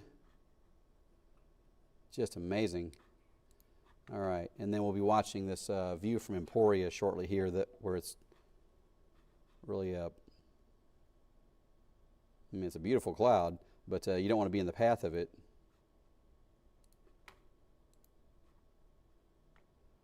Okay, so Emporia, I want to show you this thing that's coming at you. If you're in Emporia, you do not have a warning in town yet. You will. The storm to your northwest, coming out of Morris County, does have the capability of winds to 70 miles per hour and very likely producing winds that strong. So from Emporia, your storm cloud is just to your northwest. It'll arrive in the next 45 minutes, probably at the most. So there's the shelf cloud, and that's the shape of it right here. That's the shelf cloud. So that'll arrive in Emporia fairly soon here. And I'm going to run that on a time lapse as well. And what you can see there is it's shaped like a shelf. The strong straight line winds are right under that. And Council Grove is not right here, but it's kind of behind the tower in that direction. So that's where we're looking. So again, Emporia is not in the severe storm warning yet, but you will be almost surely. And then farther to the east, the National Weather Service, when they drew this warning, they took it kind of to the northeast. So their thinking on that looks like it's probably going to take that into Shawnee County as well in the next hour or so. I'd say by 10 o'clock. So putting us back into motion, which you'll see there, and it keeps prioritizing that big 90 mile per hour wind down to the south and putting it over the other stuff for some reason. All right, so there's the storm, and part of this is moving to the northeast. So Eskridge, Harveyville, Dover, Auburn, this has 70-mile-per-hour winds, most likely heading in your direction. Down to Emporia, you're almost surely to be dealing with winds that strong as well. So a pretty big area now. The winds are 70 miles per hour, at least close to it. All right, so now the National Weather Service is canceling some of the counties from the watch. I'm going to guess it's to the west and north. And that's not a hard thing to guess at this point, that they would be dropping some of those counties out. So I'm going to go back to the home view here and see which counties are being dropped from this. And it's way out to the west at this point. All right, so most of us are still in this severe thunderstorm watch. It goes until 10 p.m. for areas really west of Highway 75 and 2 a.m. east of Highway 75. And we had some thunder and lightning awfully close to the TV station a few minutes ago. You know, that's not always a notable thing, but I want to see if we see anything really close to town. Let's go back over to the lightning here. Yeah, a few flashes there. That's amazing. I really just see one flash of lightning there, maybe two, but it's just pretty, you know, it's just kind of the way the storm is. It's just very powerful, doing some different wild things. Right there on the west side of Shawnee County, you see probably 2 strikes of lightning just a few minutes ago. So the most dangerous thing in the storm at all right now is this stuff that's down in Chase, Butler, and Marion counties, and you can see 90-mile-per-hour winds mentioned, and also winds to 90, and a tornado possible are saying with that. So I've got this a little too far to the north. This is the part of the storm that's got the high-end mentions here, is this stuff that's near Cassaday and Clifford. If you had a tornado, it'd be right about there, and that's heading toward Matfield. Lyon County, again, I've been talking to you a lot here. This really strong wind, the powerful stuff that came out of Harvey County, had the tornado warning with it earlier, is making its way kind of close to the southern part of Lyon County. You've also got the 70-mile-per-hour winds coming your way from the northwest. So you have a couple of different areas of dangerous weather heading on the same direction toward Lyon County. That does look like dangerous winds now. In the town of Chelsea, Kansas, getting close to El Dorado. I'm going to stop the radar here and see what kind of values we have on that. Getting close to the Kansas Turnpike there as well. So there should be some big numbers right here in the orange, 77 miles per hour. So the other thing is, once these get farther away from the radar, they look a little different. So sometimes it looks like it's faster, but it's actually, the farther you get from the radar beam is higher off the ground. So it'll look like it's speeding up sometimes, but it actually just means it's looking higher in the air. So if it's going 80 miles per hour at cloud level, that's one thing. If it's going 80 miles per hour at the ground, that's a big problem, you know. So you have to keep in mind, you're looking at the values, that just because it's that fast up at storm level, that it might not be that fast at the ground. So again, Lyon County, we've got to watch you, because you have both those areas of storm moving in that direction, and you're almost surely to get strong straight line winds. It's just, that stuff to the south is also moving fast. It's not just that the storm winds are fast, but it's moving faster than everything. You can kind of see, if you have a race here between the storm getting Council Grove versus the one that goes through parts of Harvey and Sedgwick counties, this thing to the south is moving almost twice as fast as what's going on up there around Council Grove at this point, and getting close to Emporia. So the stuff down to the south certainly has a lot more energy. If you're farther to the north, you know, if you're in Holton, Seneca, I really don't see a problem with a severe weather risk. I'd say that Topeka is about the farthest north I would take a severe weather risk at this point. And the reason I say that is because if you draw a straight line from the north edge of that warning in a Gary, Lyon, Morris, or Buncie, if you take that and just, you know, put it out in time, then it's going to go across a big part of Topeka, and that's the northernmost warning we have. All right, it's an update of some sort there. I'm going to see what this thing says. Yeah, 70 miles per hour, 1-inch hail, not much of a change. Oh, they just cropped it off to a smaller area? I think so, yeah. Okay. The report looks pretty much the same wording. Thank you, Daniel. All right, so that's this warning, and it was kind of flashing a moment ago. So continuing with the 70-mile-per-hour winds is a possibility. And interestingly, they did not continue this area right here. They dropped this off out of that warning. And that's the piece of the storm that's moving kind of toward Emporia and Lyon County. So for Emporia, Lyon County, I'm concerned about you for that part of the storm, as well as this stuff down to the south that's really kind of racing to the east-northeast. The stuff to the southwest, because it's going just so stinking fast, could certainly affect folks around Opie and Emporia, maybe Reading.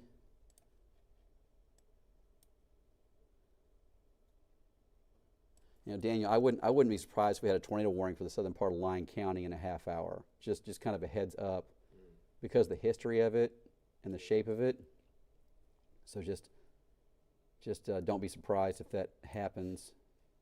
I'll be ready for it. I'm not saying. I mean, I'd say there's a 10% chance of that happening, but it's not zero. You know what I mean? Exactly. That's all I'm saying. And with winds that strong anyway, right. There's some damage to be had for sure. Yes, absolutely. All right, so Emporia, you kind of hear my thoughts there, and you're watching us the live stream, you're going to hear, a lot more candid stuff a lot of times as well. So I'm going to turn that camera now. I was concerned about stuff coming from Council Grove toward Emporia, which is still a big deal. But if we see something that comes in Emporia that is bad enough for you to remember a week from now, you know what I mean?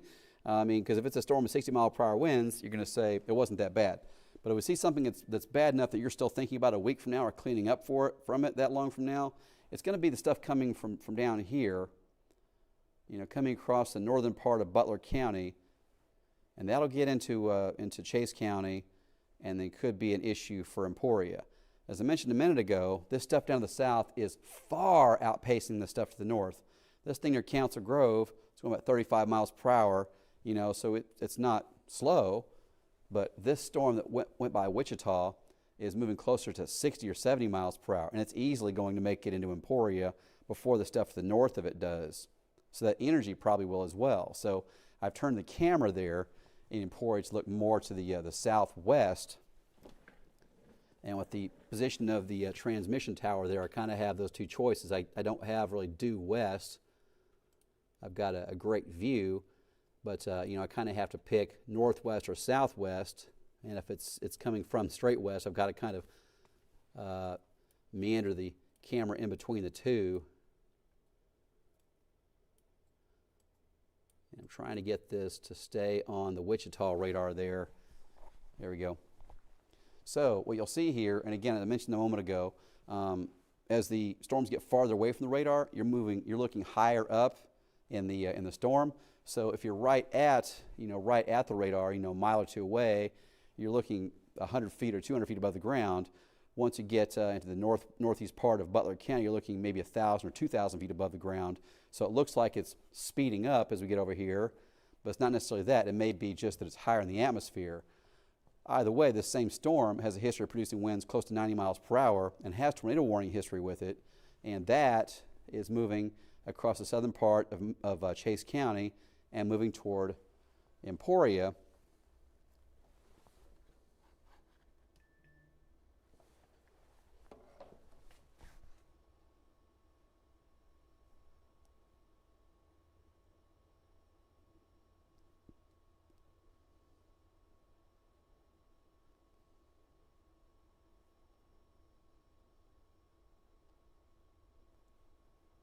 All right.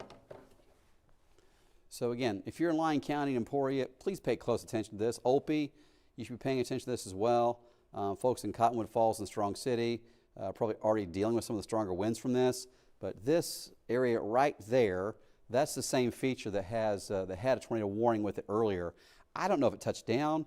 I'm not sure if it did or not when it was in Harvey County, but it's kept the tornado possible tag for a while. And as that gets closer to Emporia, that's the part that would be of the greatest concern. That's also the area where the winds have been strongest. And you can even see, as I mentioned, the Council Grove storm earlier was moving about 35 miles per hour, which is fast enough. But the stuff to the south here is by far outrunning the storms to the north. So Cottonwood Falls, this gets up here a few minutes ago, and then the stuff to the south catches up to it, and that is moving toward the south part of Lyon County. So we will have to see what happens to that as it gets into Lyon County, and if it becomes something we're dealing with 80 or 90 mile per hour winds in Lyon County, then we would certainly go with continuous coverage on TV with that. Right now we're getting closer to Bazaar and Matfield. Let me bring up the camera again here. We'll look at that from Emporia to the southwest. And we have this camera has got just a great view most times.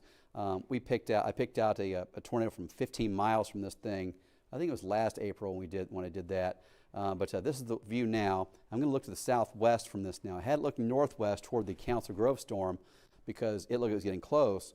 But the stuff from the southwest is coming so much faster that it's almost surely going to get to Emporia and the southern parts of Lyon County way before the storm that's coming out of Morris County. So again, the most dangerous thing we have in the WIBW viewing area, from what I see, is that thing coming toward Emporia and Opie from the southwest. All right, so we still have a severe storm warning going for folks that are in Wabaunsee County and the southeast corner of Gary County. Really, most of Gary County is not in that threat anymore, but this is it. 70 mile per hour winds are possible with this, and that is moving toward our camera near Maple Hill, our transmission tower right there. And again, 70 mile per hour winds are possible with this. And I was mentioning the storms look different as they get closer to and farther from radar. So this one is getting awfully close to the to the National Weather Service Topeka, their radar, which is near Alma. And you can see the strongest straight line winds with that right in here are really racing to the northeast toward Paxico, Maple Hill, and Eskridge. And because that is making so much progress to the north, that's part of why I think Topeka is still in the risk here of seeing damaging winds. Whereas farther to the north along the Nebraska state line, the possibility of that happening is much lower than it was earlier. So 8:45 p.m. is when this severe storm warning expires. It is radar indicated, but 70 mile per hour winds are possible with that storm. And again, that will affect areas like Eskridge, Maple Hill, probably Harveyville, Topeka, Auburn, could all be impacted by that. I'm going to check out the composite view here and zoom out. I want to see if we still have all those storms out in western Kansas that we did earlier. They're developing kind of behind this as a possibility there for multiple lines. There are a couple of severe storm warnings out there, but I really think this is going to be the biggest show of all this, probably by far. All right, to the northwest, there are severe storm warnings of tornado possible in parts of Iowa. And then we have just a fairly long line of severe storms from almost Eskridge down into parts of even Oklahoma. And there's at least one tornado warning in Oklahoma. That's a Doppler radar indicated tornado. Oh, it's a really big, nasty hook echo from what I see there. All right. So again, here in northeast Kansas, we continue with the severe storm watch until 10 p.m. for areas from Topeka to the west, and then it goes until 2 a.m. really to the east over into the KC Metro and almost to Boonville, Missouri, it looks like. So Seneca, Hiawatha, while you're in the severe storm watch, the risk that far north is not that high from what I see right now. Concordia, I wouldn't be surprised to see you removed from the watch, but again, it's only for an hour and a half, so it's not that long anyway. But these folks around Emporia and Osage City should be watching this closely. Topeka as well. I'd say Burlington, Osage City, Topeka, and Emporia, Oskaloosa, McLeod. I don't want to forget you guys. But we have the highest risk of seeing this sort of severe weather the next few hours is going to be these areas to the east of that line of storms. All right, so again, severe storm watch going until 10 p.m. for many of us, until 2 a.m. for others.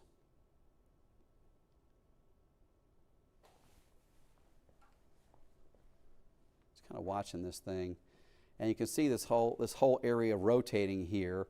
You know, it's a meso low, I believe, or that's what you're looking at there. It's not a tornado situation usually, but it's usually something that just means that it can continue to keep very strong straight line winds cooking for a while. I'm going to look outside again here to the west of the station and just see if I can see anything getting closer yet at this point. Just some rain at this point and some lightning. All right, so in about a half hour, it should be a pretty an interesting view looking west of Topeka. The sun is will be down, and I think it's down just about now. But once the storm gets close to Topeka, you have to look at it just in the lightning if you're trying to spot it. But most likely be a nasty shelf cloud with that as it moves into capital city here in about an hour, maybe 45 minutes. All right, so zooming back in on this, I do see some development of this kind of close to Wamego, Alma. You can see some intensification right there just near Alma. So yeah, this is not done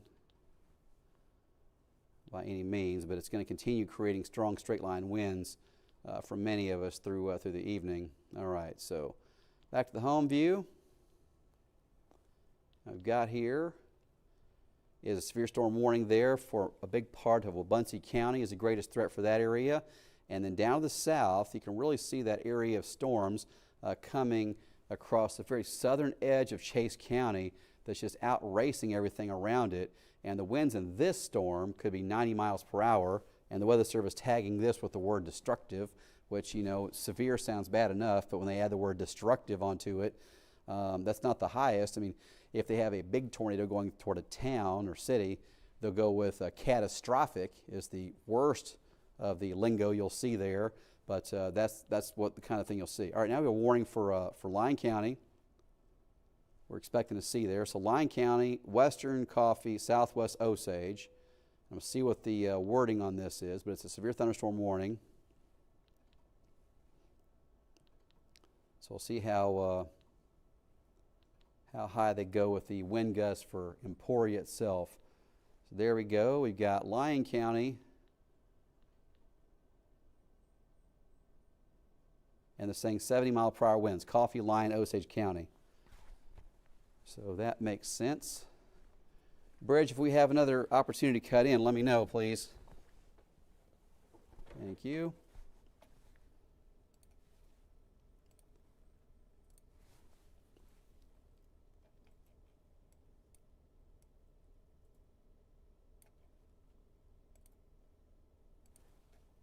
And I'll read the full text of this to you guys. Let's see. Severe storms located along a line from 6 miles northeast of Strong City to 4 miles south of Cottonwood Falls. Moving east at 50, 70 mile per hour winds and quarter-size hail. Radar indicated. Locations impacted include Emporia, Lebo, Americus, Olpe, Hartford, Neosho, Rapids. We're in the path of that storm. So if you're in Emporia, that's what they're saying is 70 mile per hour winds are possible. Now, they can change these warnings as they watch them over time because those values can be taken up or down. That's not uncommon at all to see changes in these as they continue. So the storm to the west is the one they had the tornado possible and 90 mile per hour winds is tagged on it. That goes till 8:45.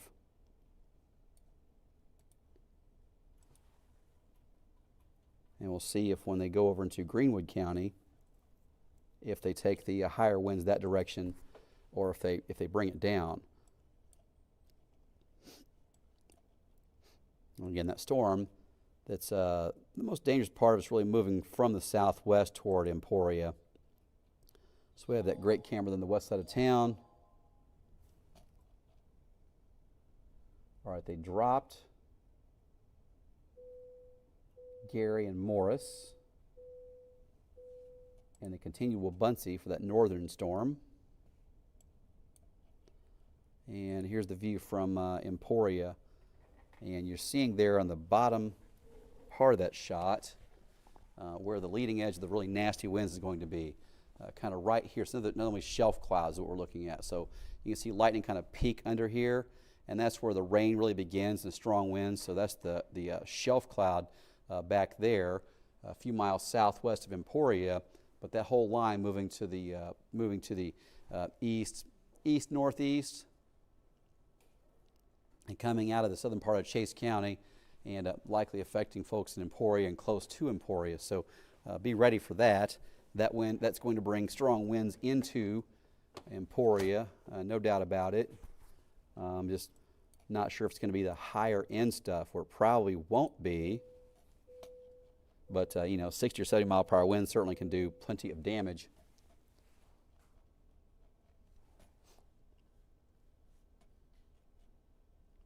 All right.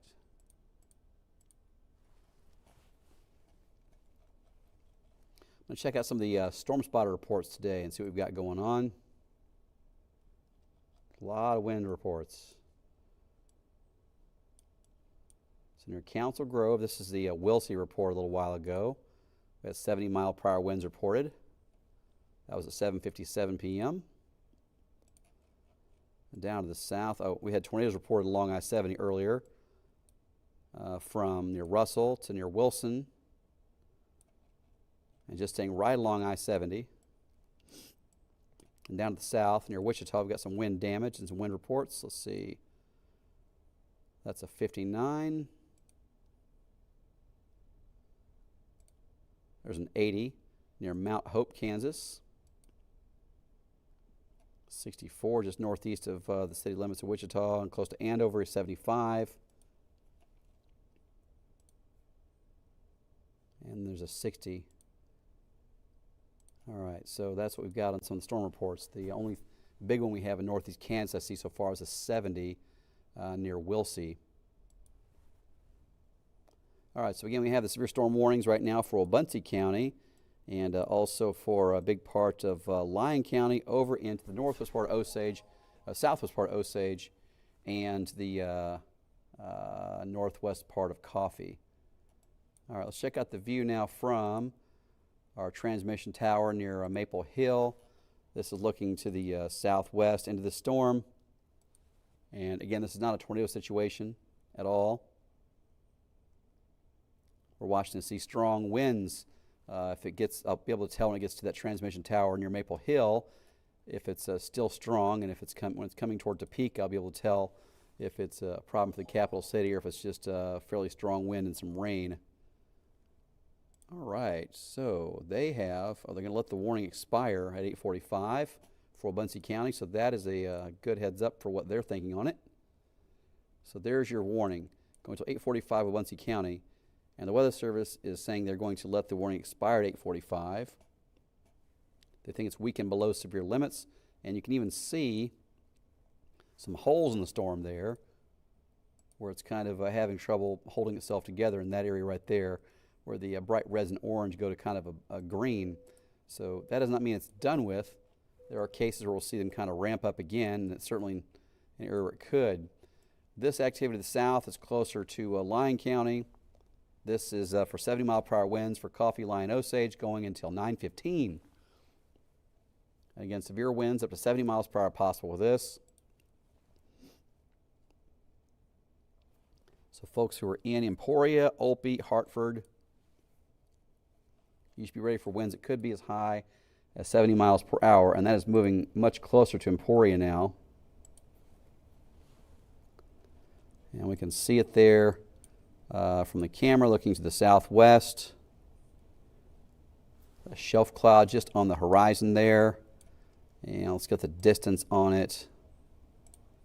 So from that camera, the west side of town, off to the storm itself, it's about 12, 13 miles. And what's the motion on it? Moving to the east at 50. So you're looking at arriving in the next 15 minutes, maybe 20 minutes the most. So in Emporia, again, you have a severe storm warning. And moving your way, Olpe, this is moving your way in the next few minutes. Everyone along Highway 99 between Emporia and Olpe, you are in this. And the Hartford, Neosho Rapids. And ultimately getting over to areas like Redding. All right, so to the north, this storm is the one that will likely get closer to Topeka. And at this moment, they have taken off the severe storm warning with that. The activity here around Council Grove is a downpour, but is not considered to be a severe storm at this point. We'll see how it looks now in Council Grove. It's calmed down at all, just downpour continuing. We've had some flash flooding with these as well. So So let's see the flash flood warnings and the rainfall totals here. So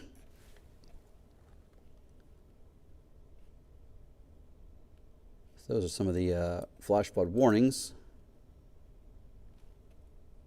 And there's the 24-hour rainfall estimates. So some spots in there with as much as 3 to 5 inches of rain in Dickinson County. And getting to Council Grove, you're getting easily over an inch already.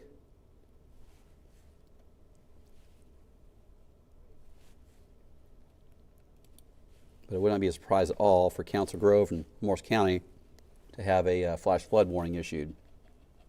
Very, very possible. All right, so the south here.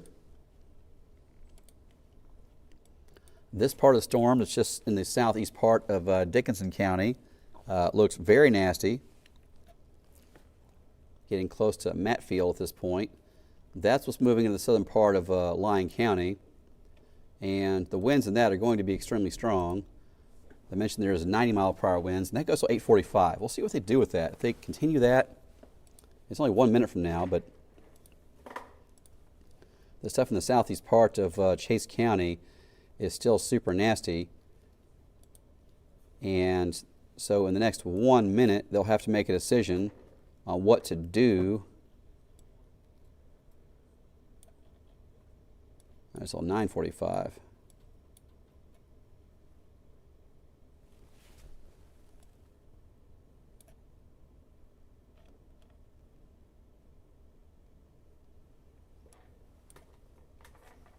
So they go until 9:45 p.m. for 70-mile-per-hour winds for Butler, Chase, and Greenwood counties. So that's consistent with what they have for Lyon County. I want to read the text on that.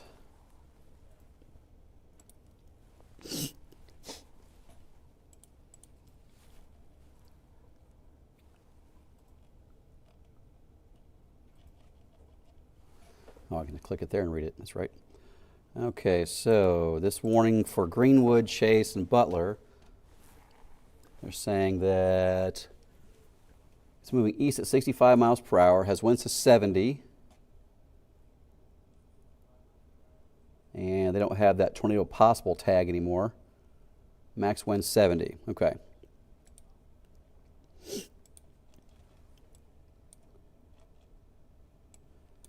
Still some tornado warnings to the south near Oklahoma City. Of course, the town of El Reno, when you're looking at tornado warnings, is always scared to see something, just see that name. But to the north here in the WIBW viewing area, again, the warning that was in place for Obunsee County has expired as of 8:45. And that part of the storm is becoming more disorganized, so it looks like the models indicating this would weaken are so far so good.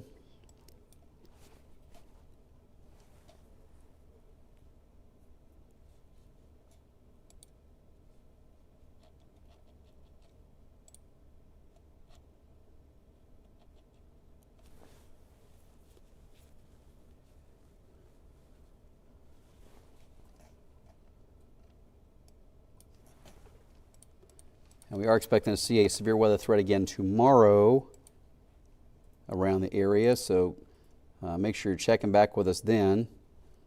There's still some uncertainty about tomorrow's severe weather risk because we will have to wait to see how this round of storms kind of ends, where it leaves outflow boundaries and that kind of thing. If it leaves a bunch of clouds and some lingering rain that lasts in the first part of the day tomorrow, it can shut down some energy or bring other energy other places that's not expected.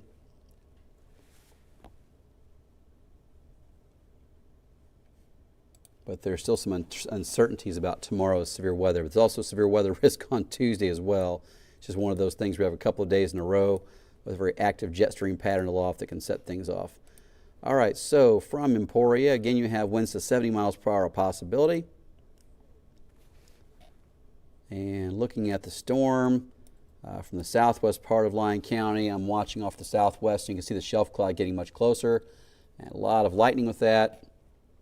And again, in Emporia, this is not a tornado threat. I don't want to scare anybody, but it is going to be strong winds moving in in the next few minutes, and the leading edge of that looks like it's maybe 5-6 miles away.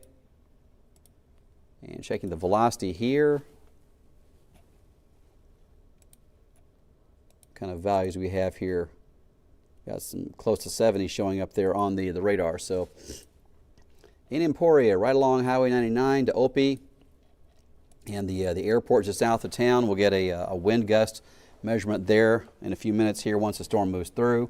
But you are going to get strong straight line winds moving through Emporia here in just maybe 10 minutes at the most here.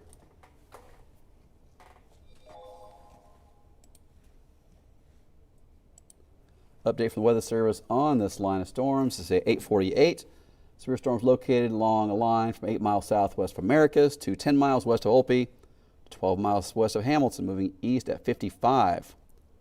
70-mile-per-hour winds and quarter-size hail impacting Emporia, Lebo, Americus, Olpe, Hartford, and Neosho Rapids. We're all in the path of this storm.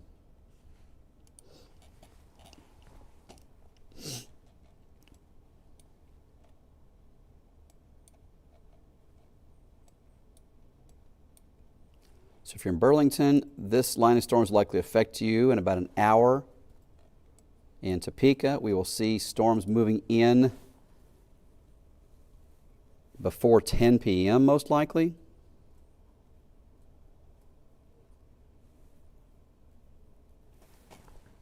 I'm going to check the computer model and see if it's still continuing to weaken this stuff as it gets in here. I'm not sure if it's ingested the evening data yet. It probably has.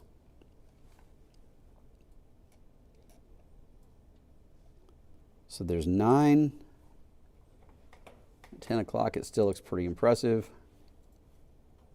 And 11 o'clock, it's Kansas City's problem. So not worth, it's not a good time to give up on it just yet. So again, folks down to the south in Oklahoma are dealing with tornadoes tonight. For us, it's mostly the strong winds and that thing that's near, oh, there's that camera from Manhattan, the new camera there, and you can see the downpour of rain. And I haven't been showing Manhattan much tonight because we have not had any severe storms in Riley County, thankfully. But that's the new camera that we have at the Stormont Vale Manhattan campus on the north side of town. And very thankful to have that new live camera to add to our set of tools here. All right, so in Lyon County, you have the severe storm warning moving your way almost into Emporia, almost to Olpe. That warning goes till 9:15 for Coffee, Lyon, and Osage counties.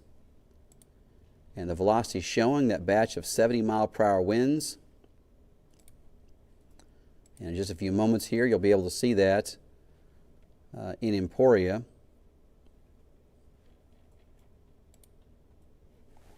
So there's the live camera, and this is getting much closer to town now. And what you can see is kind of those ragged clouds there ahead of the shelf cloud as it's getting closer to Emporia at this time. This is looking to the west-southwest from there's the Turnpike and Highway 50 there, kind of in the middle right of your screen. This camera is located very close to Industrial Road, about 2 blocks north of Highway 50 there. I had this camera pointed northwest earlier because I thought that the storm from Council Grove was going to be the problem, but this storm to the south outran it. I'll bring the radar back up. You can see that happen over the last hour, where the storm from Council Grove was way out ahead, but the storm to the south is coming across Butler County, just really outran the one that was in Morris County and made it to Lyon County first. So you got the Lyon storms coming in from the south, and that's the one that has a history of tornado warnings when it was in Harvey County earlier.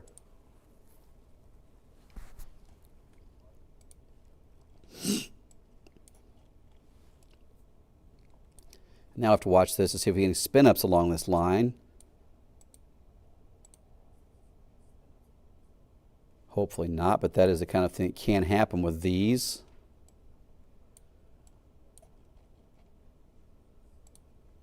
And again, this storm is getting very close to Emporia now, just almost right on top of Emporia. Hey, Bridge, can you guys hear me? Is there time to go on soon?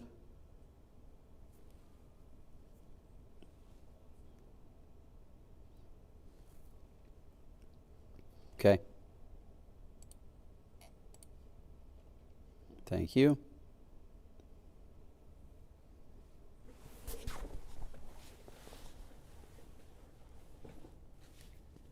Again, it's a live look southwest or west-southwest from Emporia.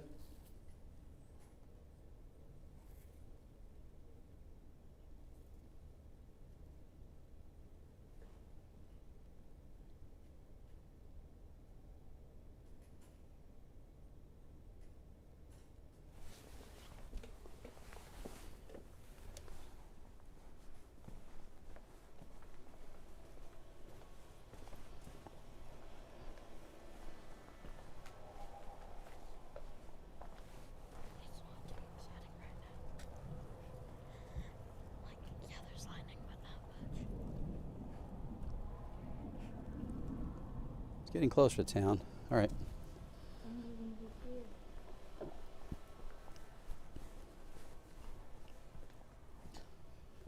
All right, so from Emporia, we're just looking off the west, and the shelf cloud is just maybe 2 miles away.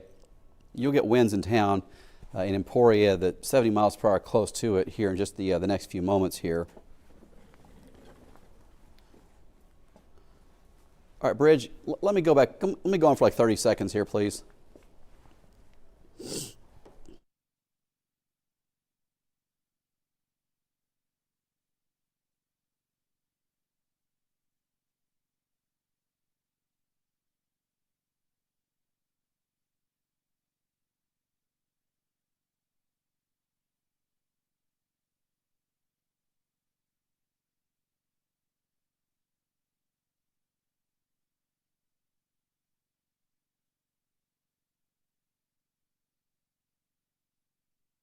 Really quick update here. We have 70 mile per hour winds almost into Emporia. The storm cloud just about a mile southwest of town at this point. This is it. 70 mile per hour winds moving into Emporia and Opie in the next few moments. Neosho Rapids, Redding, you'll see winds that strong in the next half hour or so. Well, the 8-day forecast, 13 News at 10. We're also live streaming on WIBW.com, YouTube, and Facebook.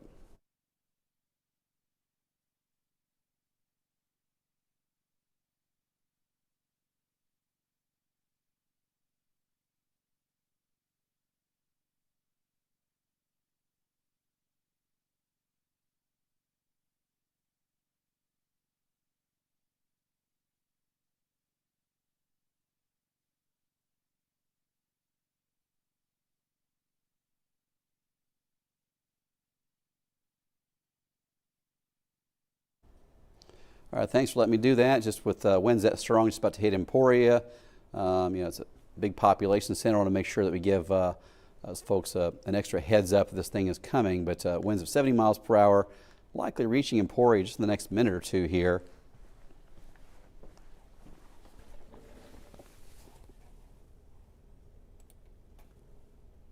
And that is the, and you can actually see the rain there on the horizon. Now look at this.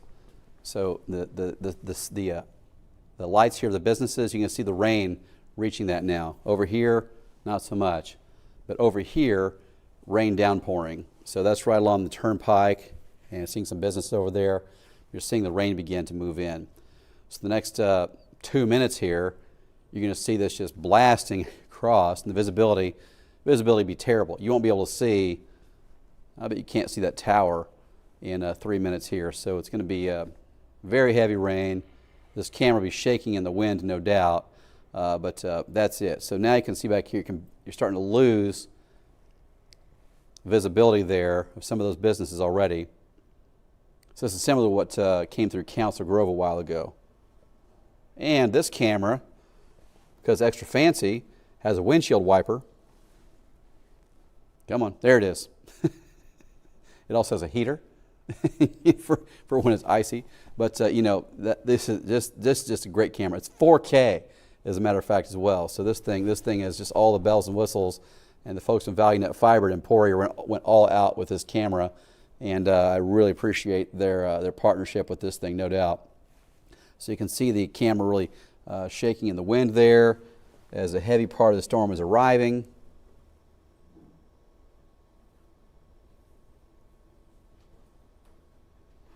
And I'm going to turn it around and look down here so we can see how it actually looks for folks that are at the ground. There's a Walgreens here right across the street, and I can usually see use some flags out in front of there. They're probably still up, getting beaten up by the wind. So there you go. You can see the view there, how the camera's shaking in the wind and the flags with the strong winds there in Emporia right now. Again, that's the Emporia cam. Now, downtown, we have a view there as well. It's probably still calm downtown. Well, now it's strong winds there as well. The rain's not quite as heavy. But this is at the Lyon County History Center there in downtown Emporia. And again, the wind is not as heavy there yet, but man, these trees are really taking a beating already there. Wow. Yeah, you can see the winds are real. Yeah, this is easily 60 or 70 mile per hour winds there downtown. You see the curtains of rain really coming in now. So that's downtown Emporia right now. And again, this is the highest end of warning we have is this thing that's going through the city of Emporia, Olpe, right along Highway 99. It's on the way toward Neosho Rapids and toward Redding. That is where that is right now. So getting an update here from the Weather Service. That might be a Topeka or a Wichita update. Yeah, I'm not seeing anything in the Topeka chat. Okay.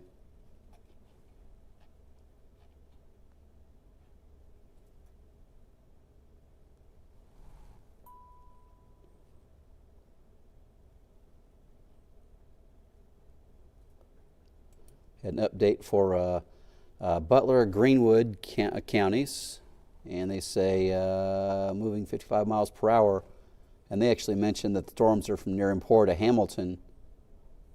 So they're actually mentioning Emporia, even in that southern warning. All right, so bring you guys back up here. Flooding around Wichita now.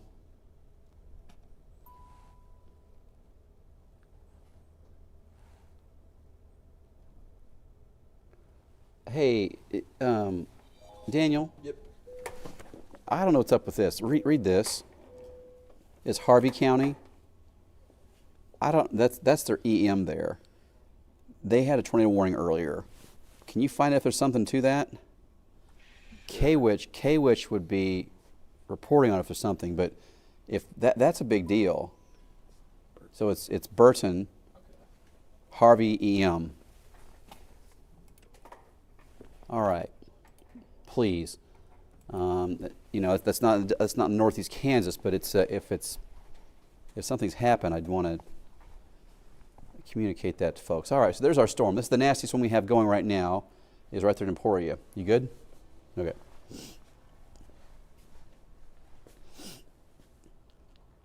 So we have the severe storm warning there till 9:15. And this part is by far the strongest, heading for Burlington. So in Burlington, heads up now, you have the strongest part of the storm heading towards you.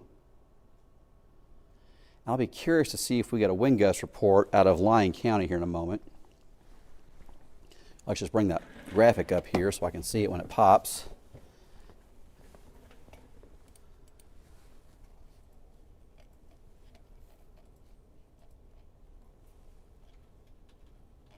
So bear with me here, ladies and gentlemen. And if you are in Topeka right now, the threat of seeing the severe weather to me, it looks like Topeka may be coming out of this. Now we've got in Kansas City, the watch goes all the way to 2 o'clock in the morning. All right, here's my wind gust graphic. I want to see what sort of number I get on this whenever this actually gets to the airport. The Emporia Weather Service. The Emporia official report comes from the airport just south of town. But I should get a there's an observation of 64 miles per hour. So that's what we had just a moment ago at the airport south of Emporia, 64 mile per hour winds.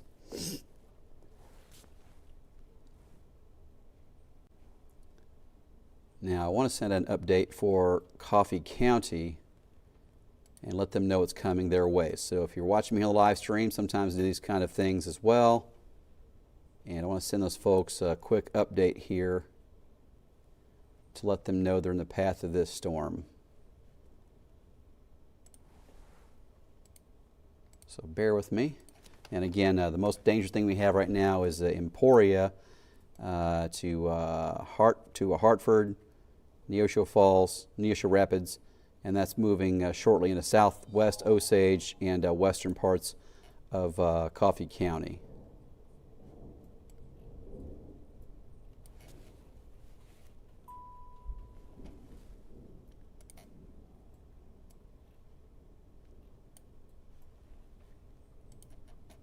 All right, so this recording, send it to the app, and it'll take me just a moment.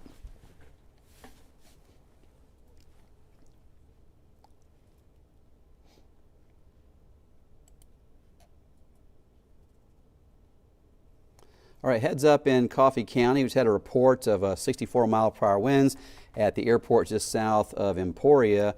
Recording this video just a few minutes after 9 p.m. And what I'm seeing is a bow segment on the radar heading toward Burlington, Gridley, Leroy, New Strawn. You're in the path of this. If you're around Wolf Creek, you could see winds gusting as high as 70 miles per hour, maybe even a bit stronger. So again, that's moving into the middle of Coffee County over the next few minutes here. As of the recording of this is a warning for the western part of the county to 9:15. I expect that to be extended, and we'll see winds 60, maybe as high as 70, 75 miles per hour moving through Burlington by 9:30, maybe 9:40.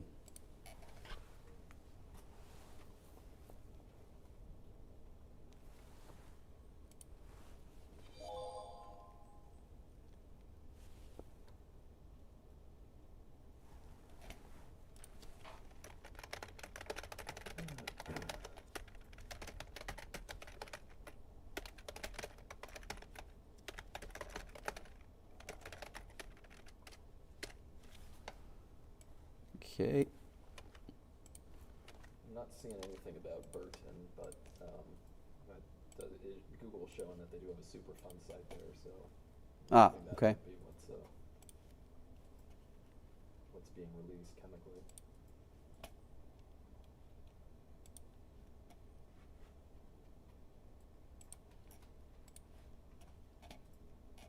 Or how long that's been a thing.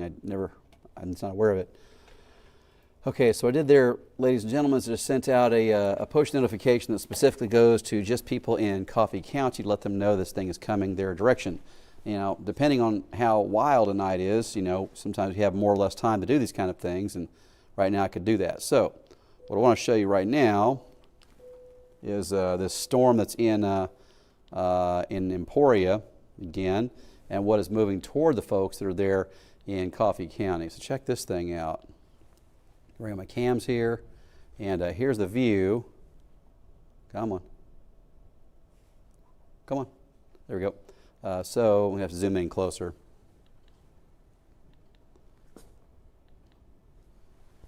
So we're going to look at the west side of Emporia right here. There's the view from the Emporia cam. That's on the transmission tower there on the west side of town. And then in downtown Emporia, the wind should be, the camera's, camera's down. Yeah.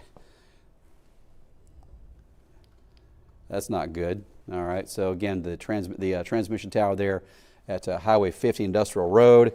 And you can also see why they're having flash flooding problems along these lines. I mean, the rain is extraordinarily heavy in this. So, as I mentioned a minute ago, folks in Coffee County around Burlington, over to Olpe is in the path of this. New Strawn's in the path of this. Neosho Rapids. I think Olpe's already in this, but folks that are farther to the east in Coffee County are going to be dealing with this, and it's extremely heavy rain, and winds are certainly gusting at least 60 miles per hour. I would not be surprised at all to see a few power outages around Emporia from this. That's a real possibility. and some flash flooding. I'll try this camera one more time and see if it comes back on. So that's downtown Emporia, and we looked at this a few minutes ago, and it was hard. I mean, you could see how strong the winds were downtown, and then now that camera has just gone out of service. So let's see if I can go back to the beginning here and see if I have a clip that was the. I can add it. I'm going to add the MEDO so I can bring up the KDOT cameras just raw.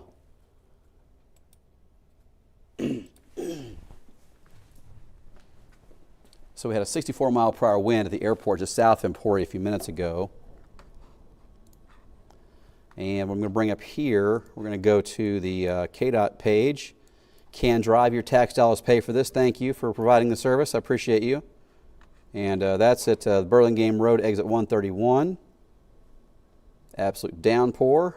There's been an update to the storm, new severe warning that's very large. Extends from probably about twice the size of that one. Okay. Okay. Daniel's mentioning that they have extended or expanded the area in the severe storm warning and taken it farther to the east. So as I mentioned a little while ago, we saw that Burlington and Coffee County would be in the mix on this. Now what you have going on, hey Bridge, if we have a time to go on, I need to do it, please. So what we have now is, this is something that, I'm not saying right or wrong, this is just a thing to be aware of. Can you guys hear me in there?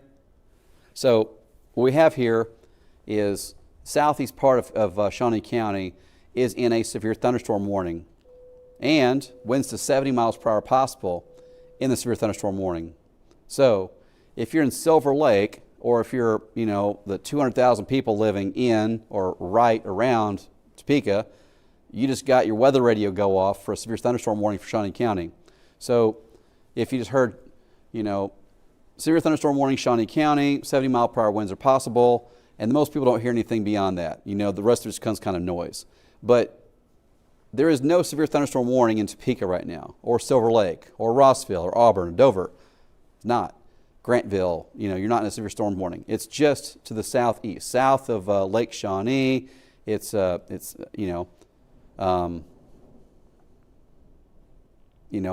not in the city.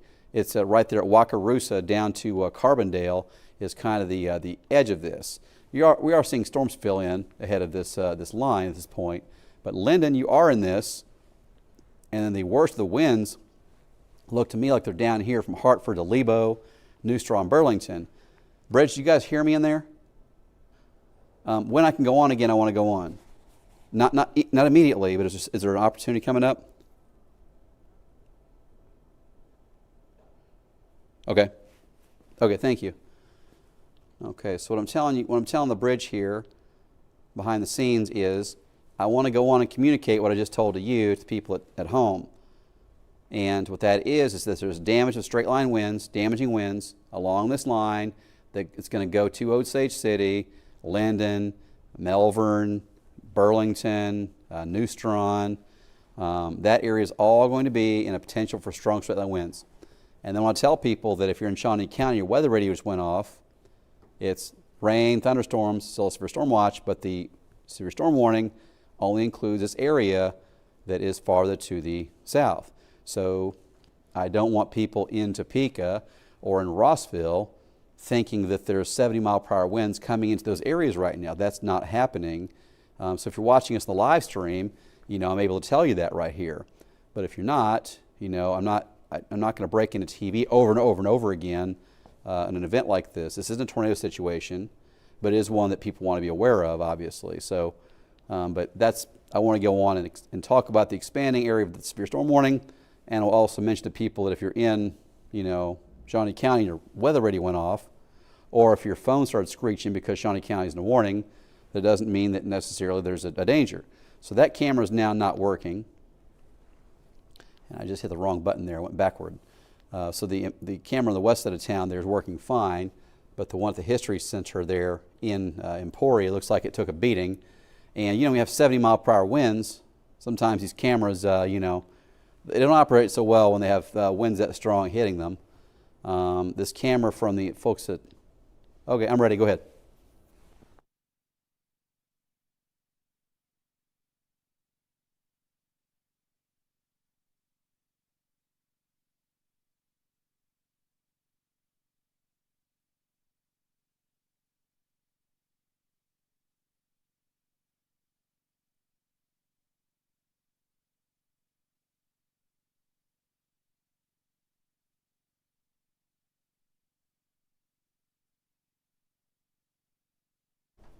All right, we're watching 70-mile-per-hour winds around Emporia the last few minutes. This dangerous storm producing some wind damage around Lyon County. Also, this is Industrial Road. You can see flash flooding there as the water rushing across the road. Our camera downtown a few moments ago was showing the strong winds, and now that camera is, looks like it's offline.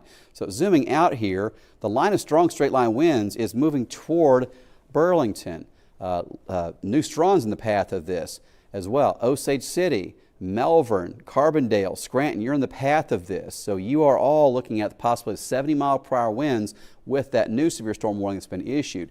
Now, if you're in Shawnee County, I do want to mention that your apps or your weather radio might have gone off saying the severe storm warning, but it's just for this small sliver of Shawnee County. The city limits Topeka are not in the warning. Silver Lake, Rossville, Dover, over to Grantville, you're not in this severe storm warning. It is for folks down to Burlingame, down to Osage City, where again, winds to 70 miles per hour are certainly possible along this line as it comes out of Lyon County and then overspreads folks in Coffee and Osage County over the next 30 to 45 minutes or so, again with dangerous winds up to 70 miles per hour.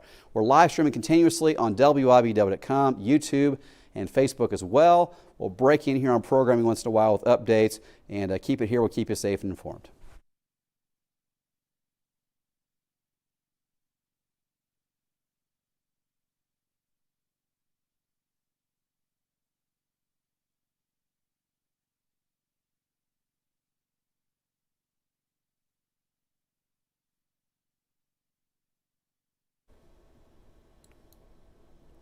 All right, so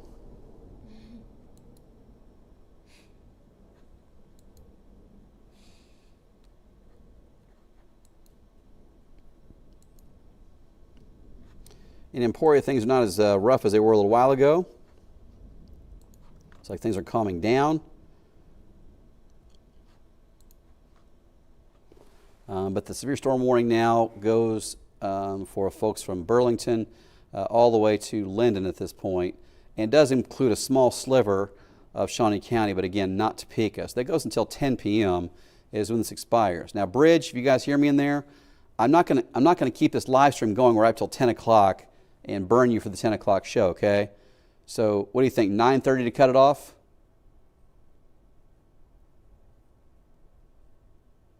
$10:14.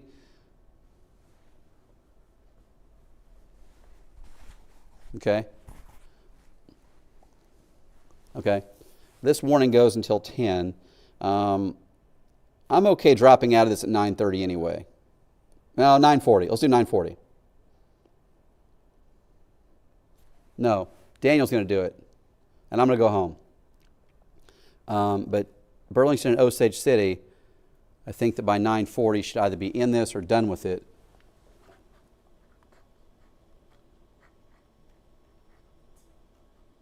I don't. No.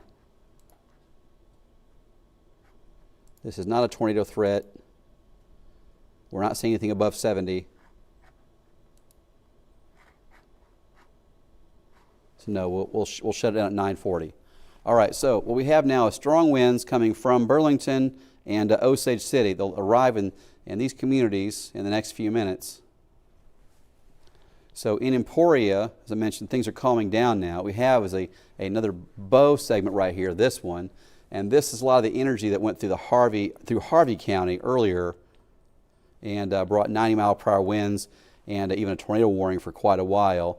So that bow now points toward Burlington and extends down to the south through Greenwood County. If you remember earlier, we had one of these bow segments going toward Council Grove, and it fizzled up here. Now we have this other one down here where the higher energy was in place. If you've been watching us for hours here, I was talking about the higher energy content that was from Emporia down to the Oklahoma state line, and that's where you're seeing your more dangerous storms now. This moving through, also the warning is in Anderson, Allen, Woodson counties, and Greenwood County too. And you can even see some development out ahead of the line of the severe storm now. I'm curious to see if that gets stronger in the southern part of Shawnee County too. All right, so again, 70-mile-per-hour winds are possible with this, and it extends, really the most dangerous part of it, from near Redding to Lebo, and it's past Emporia now. Neosho Rapids still getting strong straight line winds at this point. And then down to the south, we're going to have Neustron, Burlington in this, Gridley, Leroy will be in this in a few minutes as well. And again, looks like the worst part of this is probably just past Emporia. We'll almost surely have some wind damage from this coming in a few minutes. Let me see if you have any reports there that are coming in that are new. So some strong winds around Emporia, some reports there. Let's zoom more closely. I know we had the report of 64 mile per hour gusts at the airports a few minutes ago. So we have a wind damage report in town there as well. So let's check this data feed here, what we've got. What's this one going to be right here on the east side of town? What do you got? 76 mile per hour wind. All right, 9:06 p.m. Wind of 76 miles per hour reported on the east side of Emporia. That will do some damage for sure. Here's a report right here, another wind gust. That's 60 miles per hour. Clear that one and see if the wind damage report tells us what's broken. And this is really close to the transmission tower that's there. And that just says thunderstorm wind damage. It doesn't say what it is. Sometimes they do, sometimes they do not. This is probably the airport with 64 miles per hour. Yeah, 64 miles per hour, the report there. So I'm looking now from Emporia and see if I can see. I mean, sometimes I can tell if things are broken, sometimes I can't. What I can see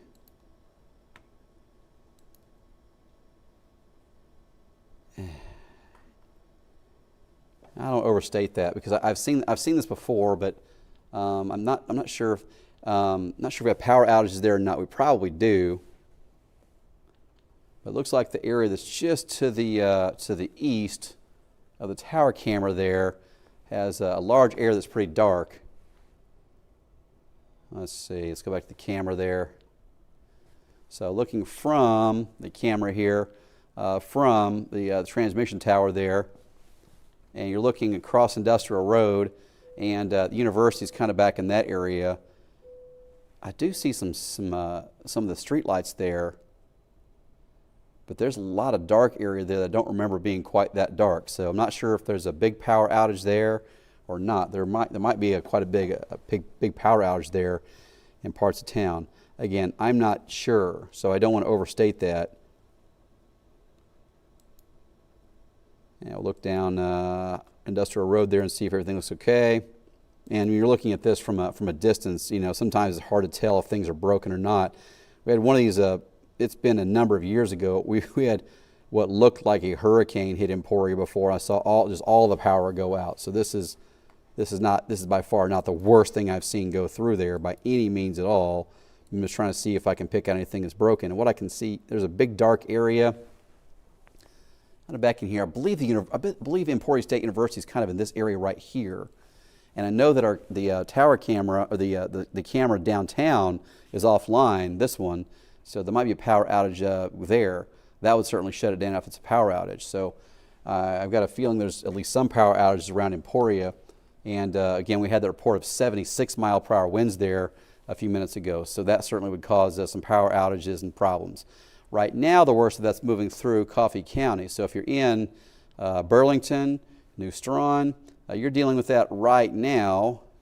So we'll zoom more closely on it again. Right along Highway 75 in Burlington, there is the strong straight line winds, and we could have power outages there. That's a real possibility. So Neustron, Burlington, you have strong winds moving in right now, just right parallel to Highway 75, coming across John Redmond Reservoir right now.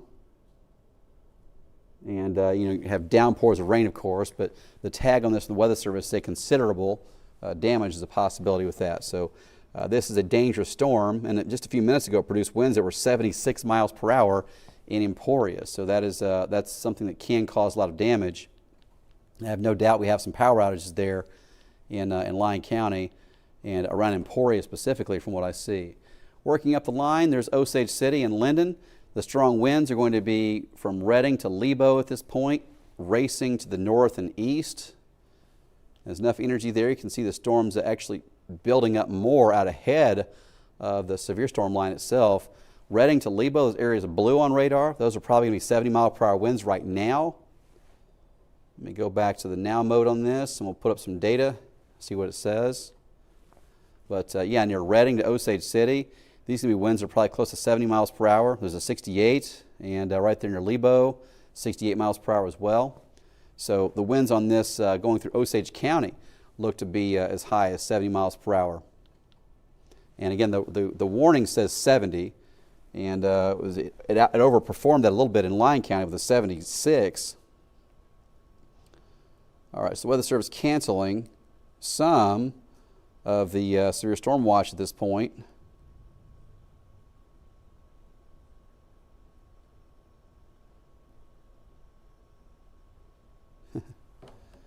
All right.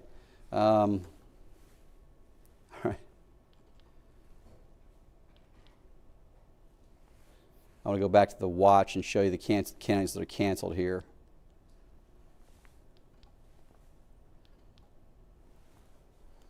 Let's back up. A couple of graphics here. There we go. So the National Weather Service canceling Chase County, Marion, McPherson, and Saline County from the watch. It goes till 10 o'clock. It's not that long anyway. But they did not cancel areas like Manhattan just yet. I mean, they still may do so, but it only goes for, just over a half hour anyway. What do we have? What time are we up to? 9:25. So 35 minutes from now, we're going to cancel everything that goes really just from just west Topeka. All the way back to Cloud County will be dropped out of this at that point. But the severe storm warning, the biggest danger to our area right now is this line that's from Reading to Burlington at this point, with winds to 70 miles per hour close to it. It's a real possibility along this. And again, we'll see some wind damage out of that. You could have some power outages. It's a real possibility. And then it will make its way over into areas like Douglas, Franklin, Anderson counties. It looks to me like the strongest part of this now is right there in Osage City, and heading up toward areas like Linden would be in the path of this. So we had winds report of 76 miles per hour in the east side of Emporia, and the blue tracking to the northeast there certainly looks to be the most dangerous part of the storm. And I'll see if I can see anything that way from our tower camera, but most likely it'll be obscured by rain if I was to see anything up there. And there's not a tornado or something from what I see, but there's enough rotation there to be concerned. All right, I'm going to bring up I'm going to zoom the radar in a little bit here. I saw in Burton, it sounds like it's from a oil refinery chemical leak, nothing with the Okay. Superfund like I was seeing, but yeah, acid leak from oil production site. Caused today. By the storms, it looks like, yeah. Okay. Thank you.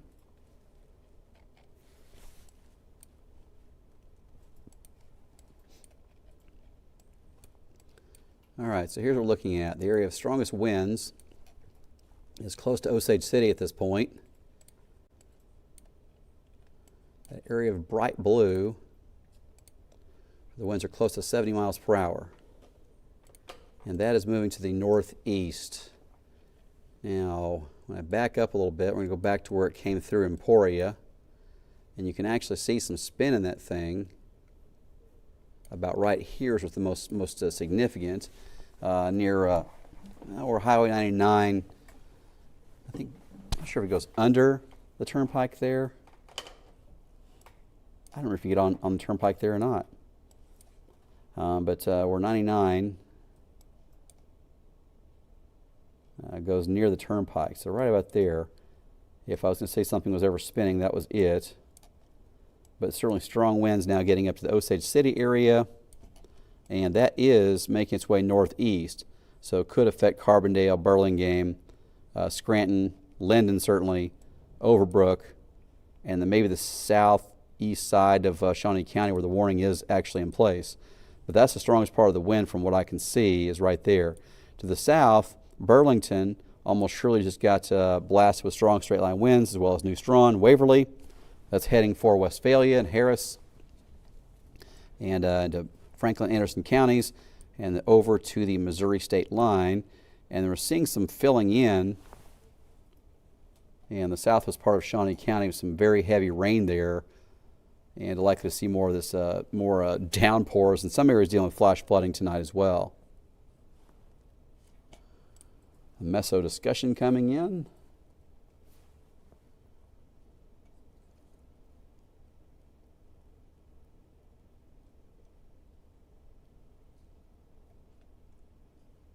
Let's see.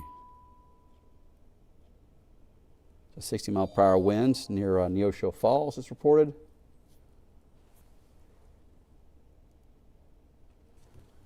Let's see if this meso discussion was actually more for areas to the south. It appears it is. Oh, it's old. Can't tell if it's for us or not. All right, so Osage City, Linden, Melbourne, Olivet. You are dealing with strong straight-line winds right now. Waverly, New Straw, and Burlington as well. Hartford to Olpe and Emporia, things are calming down. The winds are not as strong as they were.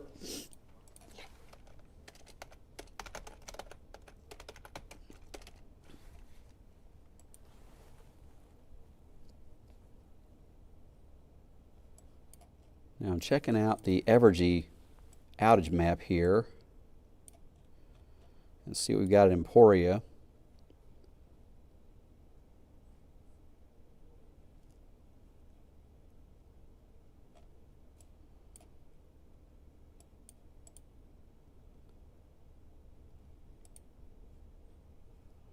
Or at least a couple of areas of power outage.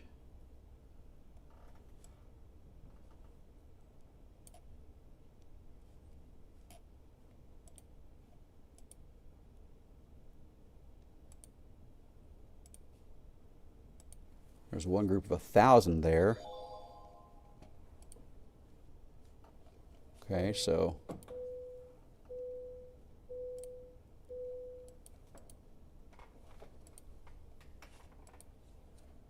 all right, so Evergy's saying that there's quite a few folks in Emporia that are out of power right now.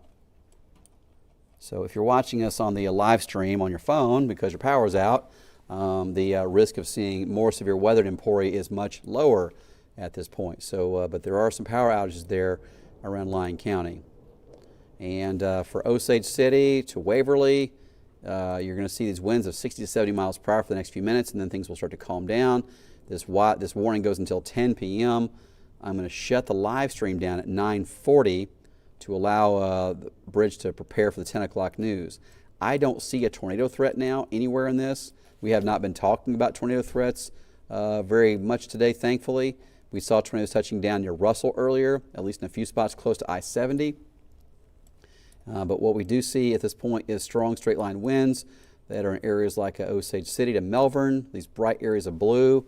Linden is in that, and that's going to be in Carbondale and Overbrook here in the next few minutes. And then the strong winds are just the leading edge of it are close to Westphalia and Leroy, New Straw and Burlington. The wind should start to calm down shortly, but I have no doubt the winds are still very strong in town. It's just going to start to improve in the next few minutes and get much better. And I'm curious to see if our weather camera there that's in downtown Emporia may be part of the power outages going on there. It's a real possibility, as this has gone totally dark, and the camera on the west side of town you can see just fine from, although it looks to me like there are big parts of town that where the lights are off. I'm confident there's at least some power. I know there are from Evergy as well. All right, so in Topeka, watching out from Menninger Hill, seeing a lot of lightning just to the west and a lot of lightning overhead as well, and that's going to continue for a while. And we're going to see some more flash flooding tonight as well. On the rain amounts here, let's check out the rainfall. And we'll see some spots have already got well over 3 inches of rain, and this batch that's moving toward Topeka is especially slow moving. All right, so one more explanation of what's up here, and I'm going to end the live stream for the night because the severe weather threat's going to end pretty soon here. We have the 10 o'clock show coming up. The severe storm warning for the southeast part of Shawnee County, much of Osage and Coffee County goes until 10 p.m.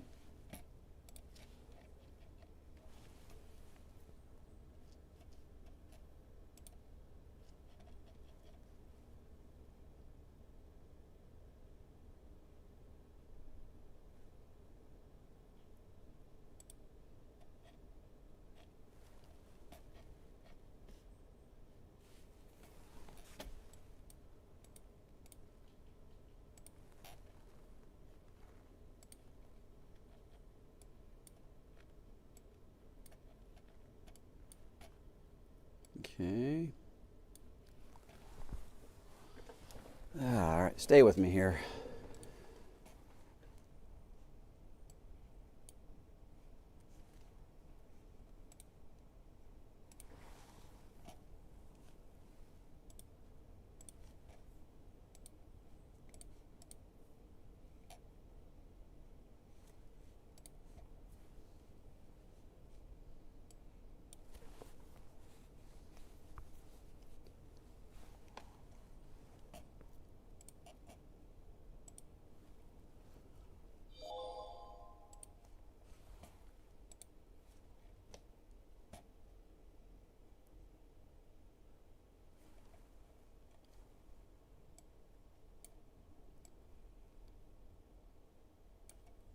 What I'm watching right now is this. Right there. That has no spin to concern me. This has spin, this has spin. So those areas are also very close to this mesovort, meso-low, all kinds of different, mesoscale, convective complex. There's a lot of different names for these little things like this, but there's a little spin there in the atmosphere. This whole thing is kind of spinning right here. Then there are little embedded rotations in there. Okay. All right, bridge, just keep me going here. And be leaning forward in case we tornado warn this thing, okay?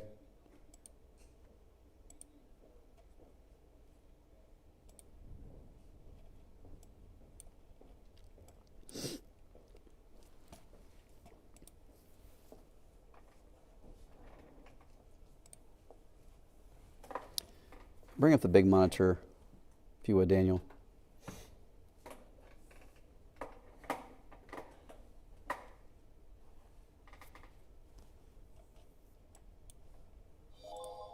Watching that.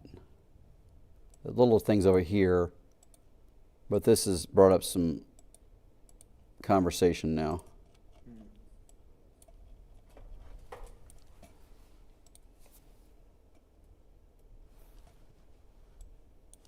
And I'm trying to see it with the cameras, obviously, but I mean, it's the definition of, rain socked. So good luck seeing that from anything.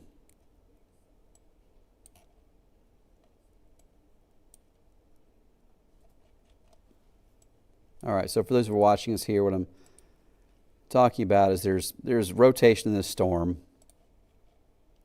There's actually a couple of areas. This is a spin right here. That's a spin right here. That's a spin here. And I have a camera very close to all of those, but it is raining heavily and night, obviously. So while I have a camera right there, you can see what I can see. So we get lightning flashes here. All right, what is that?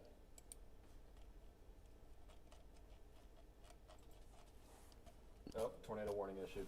Okay, bridge, put me on TV now. Immediately, thank you.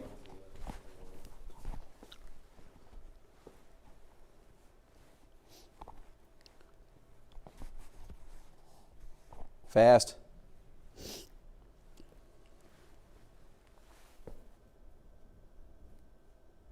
We on?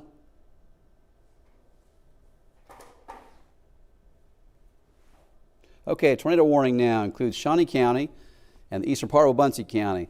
We're just talking about this rotation on the live stream, of course, but that's it. And this is Doppler radar indicated, but a tornado warning has been issued. It does include part of Shawnee County. So if you're in Topeka and your weather radio just started screeching, that is not going to mean you need to take shelter in Topeka at this moment. It is the southwest parts of the county. Not even Auburn's not in this, but the rotation on this, let me show you here, shows up right about there. It's not the strongest rotation you're going to see in a tornado warning, but it counts. So right here, a couple of miles south of Dover, right there, that is a rotation. There's also a couple of other smaller rotations close to Eskridge. So if you're in these areas, take shelter right now. Again, it's a Doppler radar indicated tornado. issue with this. The sirens are sounding outside. I can hear the sirens in Topeka. So I am at we're at 631 Southwest Commerce. So tornado sirens are sounding here on the southwest side of town.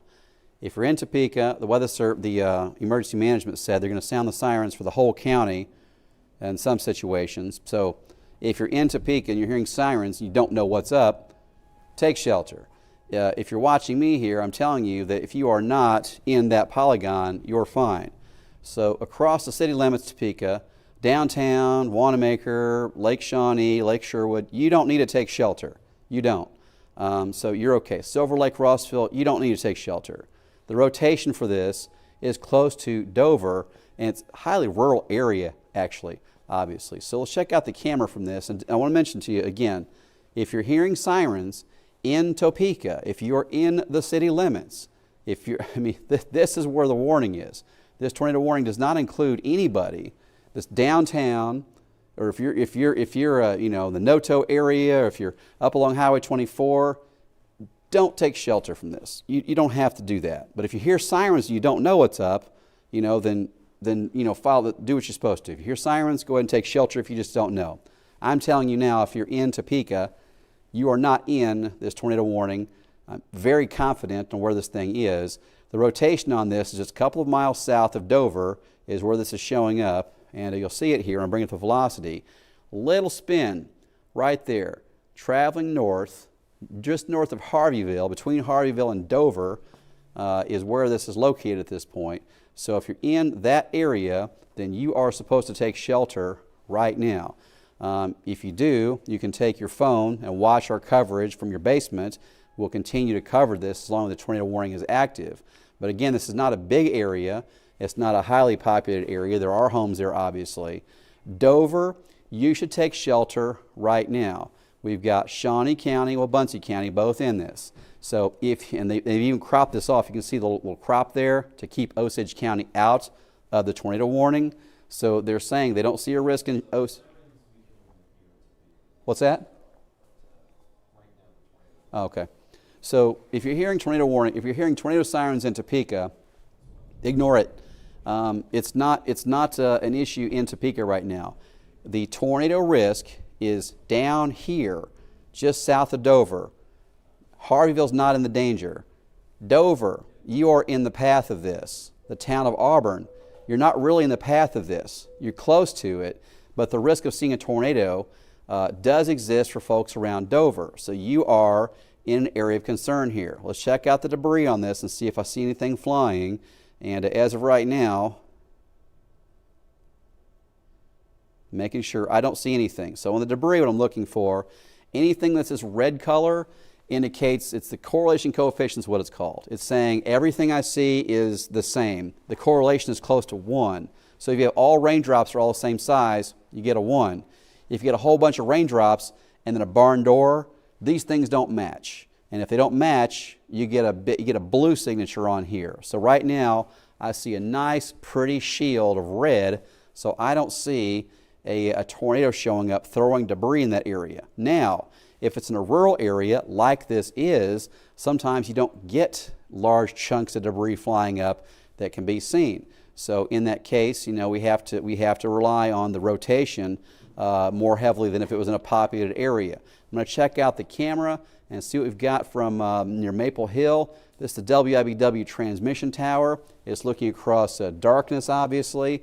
I have it pointed in the right direction, and once in a while we get lightning strikes we can see that way.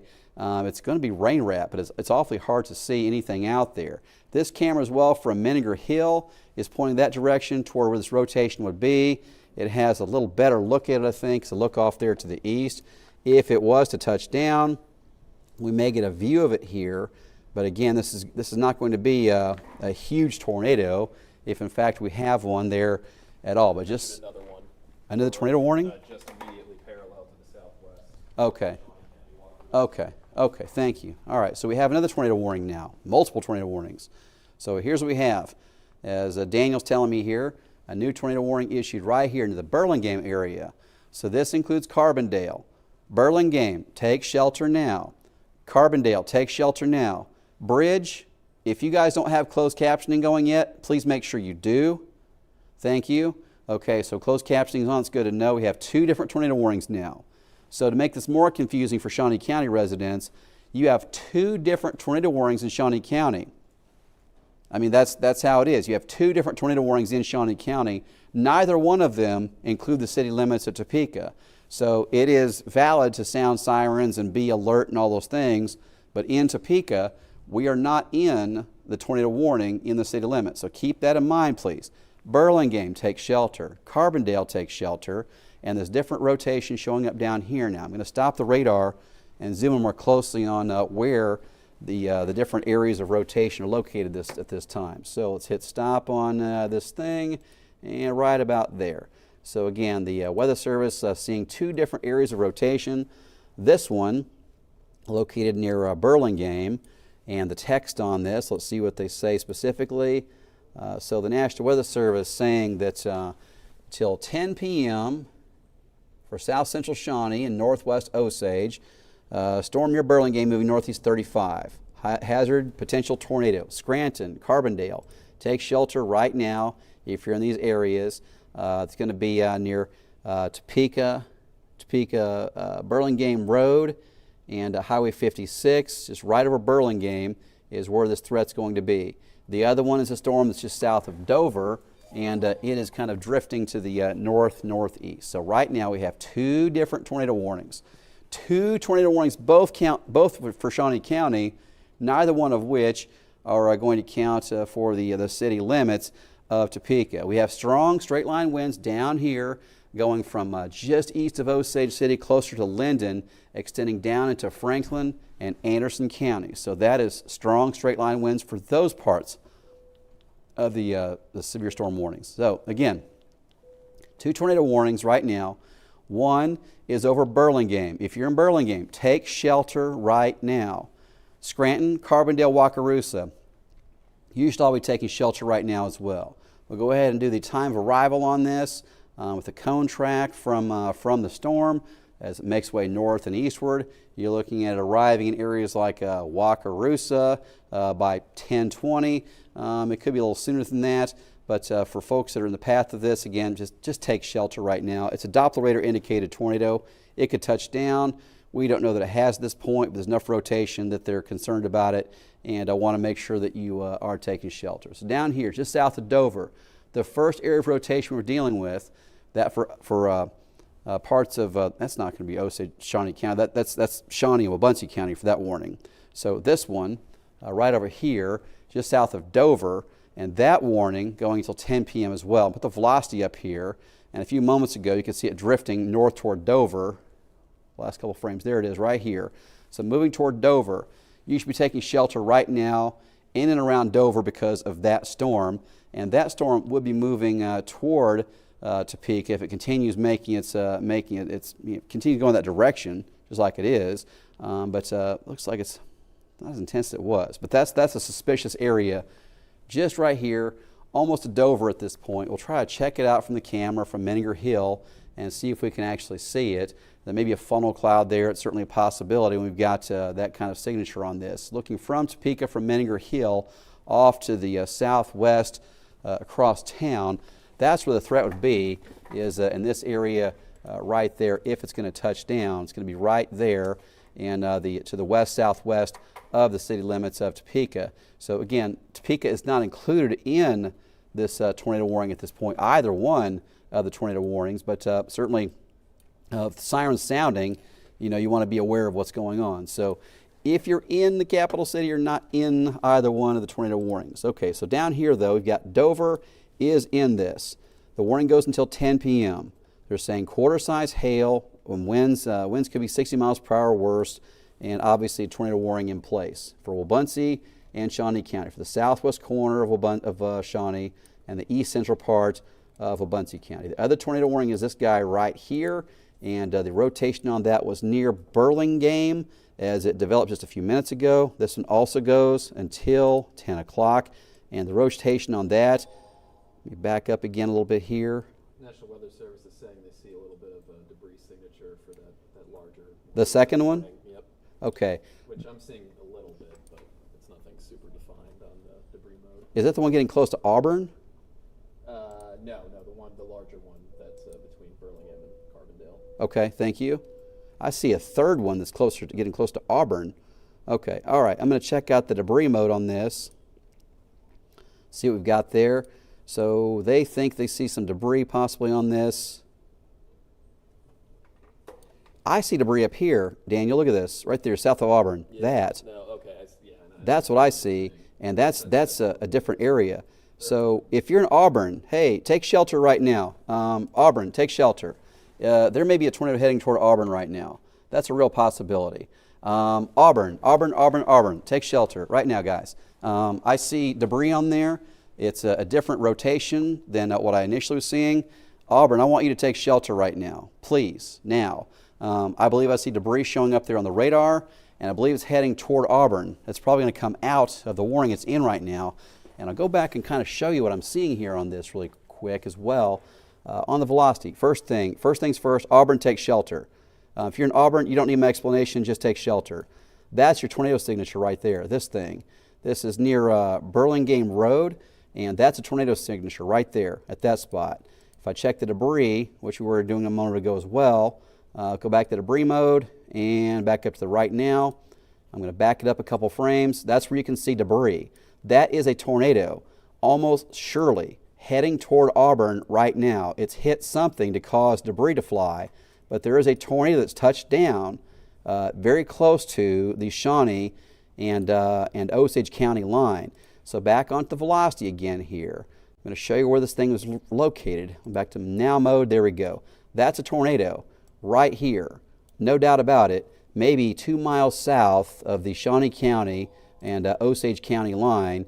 And then zooming up there, you can see Auburn very close to this. Back to the debris signature.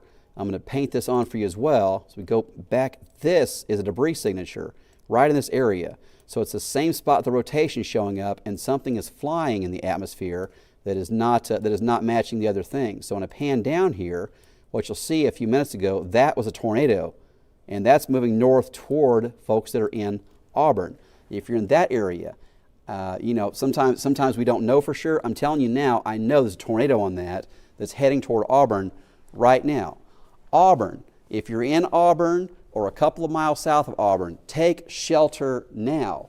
That's a tornado. It has touched down. I don't need a camera to tell me this one. I know that's touched down. That's debris, and the rotation on that was obvious. This thing going toward Dover, maybe.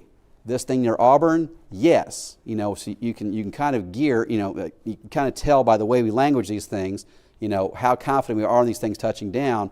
There's a tornado that has touched down just south of Auburn, maybe 3 miles, and is heading north toward Auburn. Auburn, take shelter. Don't check with anybody else to find out what they think. Don't go on YouTube and figure it out. If you're watching me on YouTube, just take shelter. You don't need more verification. I'm telling you, I know there's a tornado south of Auburn that's touched down in the last few minutes here. All right, so let's check out the one near Dover at this point. Back to velocity here. This was not as impressive a minute ago on the radar, but let's see. Go ahead, what? They just expired that one. They expired that one? Good. Okay, so the storm near Dover, they've let it go. The one that's going toward Auburn, I assume they continued it? I haven't seen. Okay, yeah, earlier they did. that's fine. All right. Let's see. Okay, so the Shawnee and Wabaunsee thing is gone. This thing that's near Auburn, you should take shelter right now in and near Auburn right now. I'm going to go back in time a few frames here and see what's happening with this. If it's showing less signs now, hopefully, but that's it right there. It's coming across 335, that area of that darker blue. This is a no doubt signature. That's a tornado right there. And that was at 947. And you can see that bit of that blue and green drifting north toward Auburn. And now it doesn't look as pronounced. But a moment ago, I have no doubt there was a tornado that touched down on the ground. So let's go back to velocity on this and look where it's at. It's close to Auburn right now. That's where the rotation is going to be located. So if you're in Auburn, Wakarusa as well, and there's a couple of areas of rotation on that line now is a problem. There's also one just northwest of Auburn a couple of miles. But as Daniel was saying, they let the warning go. Looks like in Pottawatomie County there was some interesting rotation near Emmett and Omega. Okay, is that a new warning? It is. Okay. All right, so here's what we've got. Now, if you're on the west side of Topeka, you're taking shelter. That's a new tornado warning. And what you're hearing there, you're probably hearing on your phone as well. That's the WEA tones on my cell phone. That's the way that's supposed to work. Okay, so what we have is a tornado warning. There's two different ones that count right now, and there's one that doesn't. This one is done over here. It was near Dover. There's a new tornado warning right here that goes up the west side of Topeka, and this one near Auburn that is a problem. So the two that we're concerned about, and there's a new one that just was issued. So there's two different things we need to watch here. We go down the velocity here. I'm going to draw these on for you. There's a couple of areas of rotation, and I'm confident we had a tornado touchdown a few minutes ago just south of Auburn. We could have another one touchdown anytime. There's a rotation right here. That's the new warning. There's a rotation right about there, very close to Auburn. The thing that just had the warning issued, the tornado warning just issued, is because of this right here that I'm drawing on. As I back up a couple of frames, you're going to see there's a couple of areas of spin there. There's the one that initially caused this whole hubbub that was right there just north of Harveyville. That's this thing. That was the first warning, and it's kind of gone away. So roll forward here, we had a tornado touch down. That's a tornado right there. That's a tornado that touched down just south of the Shawnee and Osage County line, about 8 miles south of Auburn, and went drifting northward. And as we get here, now we have a new rotation right there. That's the new rotation that caused this new tornado warning that's just tightened up as it makes its way very close to, southwest 61st Street and is drifting its way northward. So on the west side of Topeka, that's why we have this new tornado warning just issued a few minutes ago for a big chunk of the western part of Shawnee County. That's all of this right here. That's because of the rotation I just showed you here that's just northwest of Auburn. So I'm telling you, we had at least one tornado touchdown a few minutes ago. We could have another one touchdown any time here that would be just to the northwest of Auburn and moving to the north. I'm going to check our camera from Menninger Hill and look off to the south and see if I can see anything on this. And if I do, have a shot at it. This is going to be the camera that will have it. So we're looking to the south-southwest across Topeka.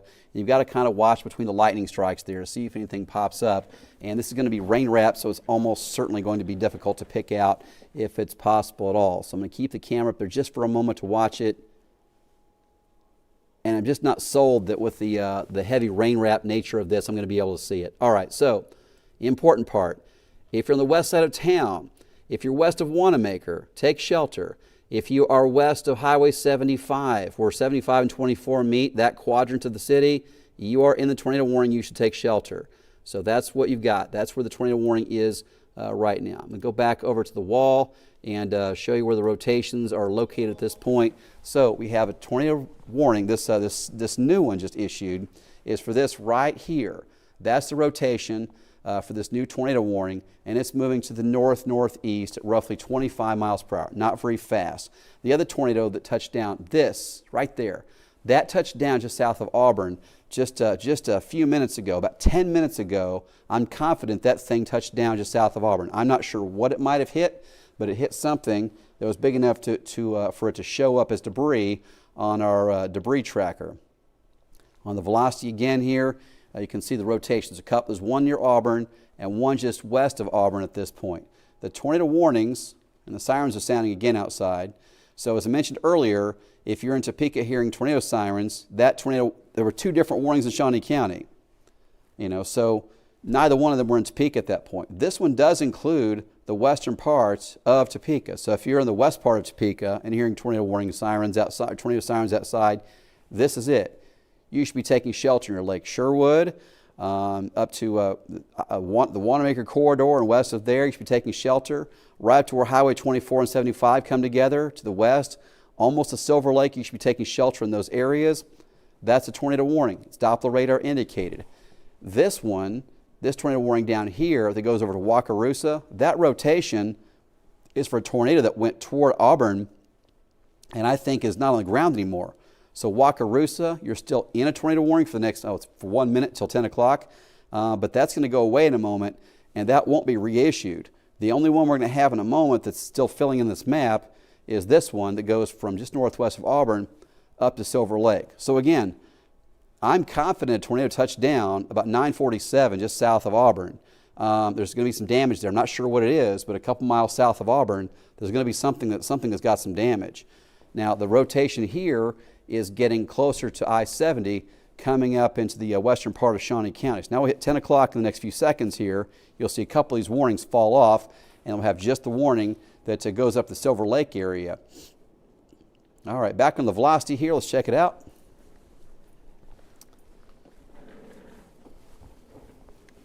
And the most impressive rotation I see now, and this is just jumping all over the place. It's just following this meso low that's in place.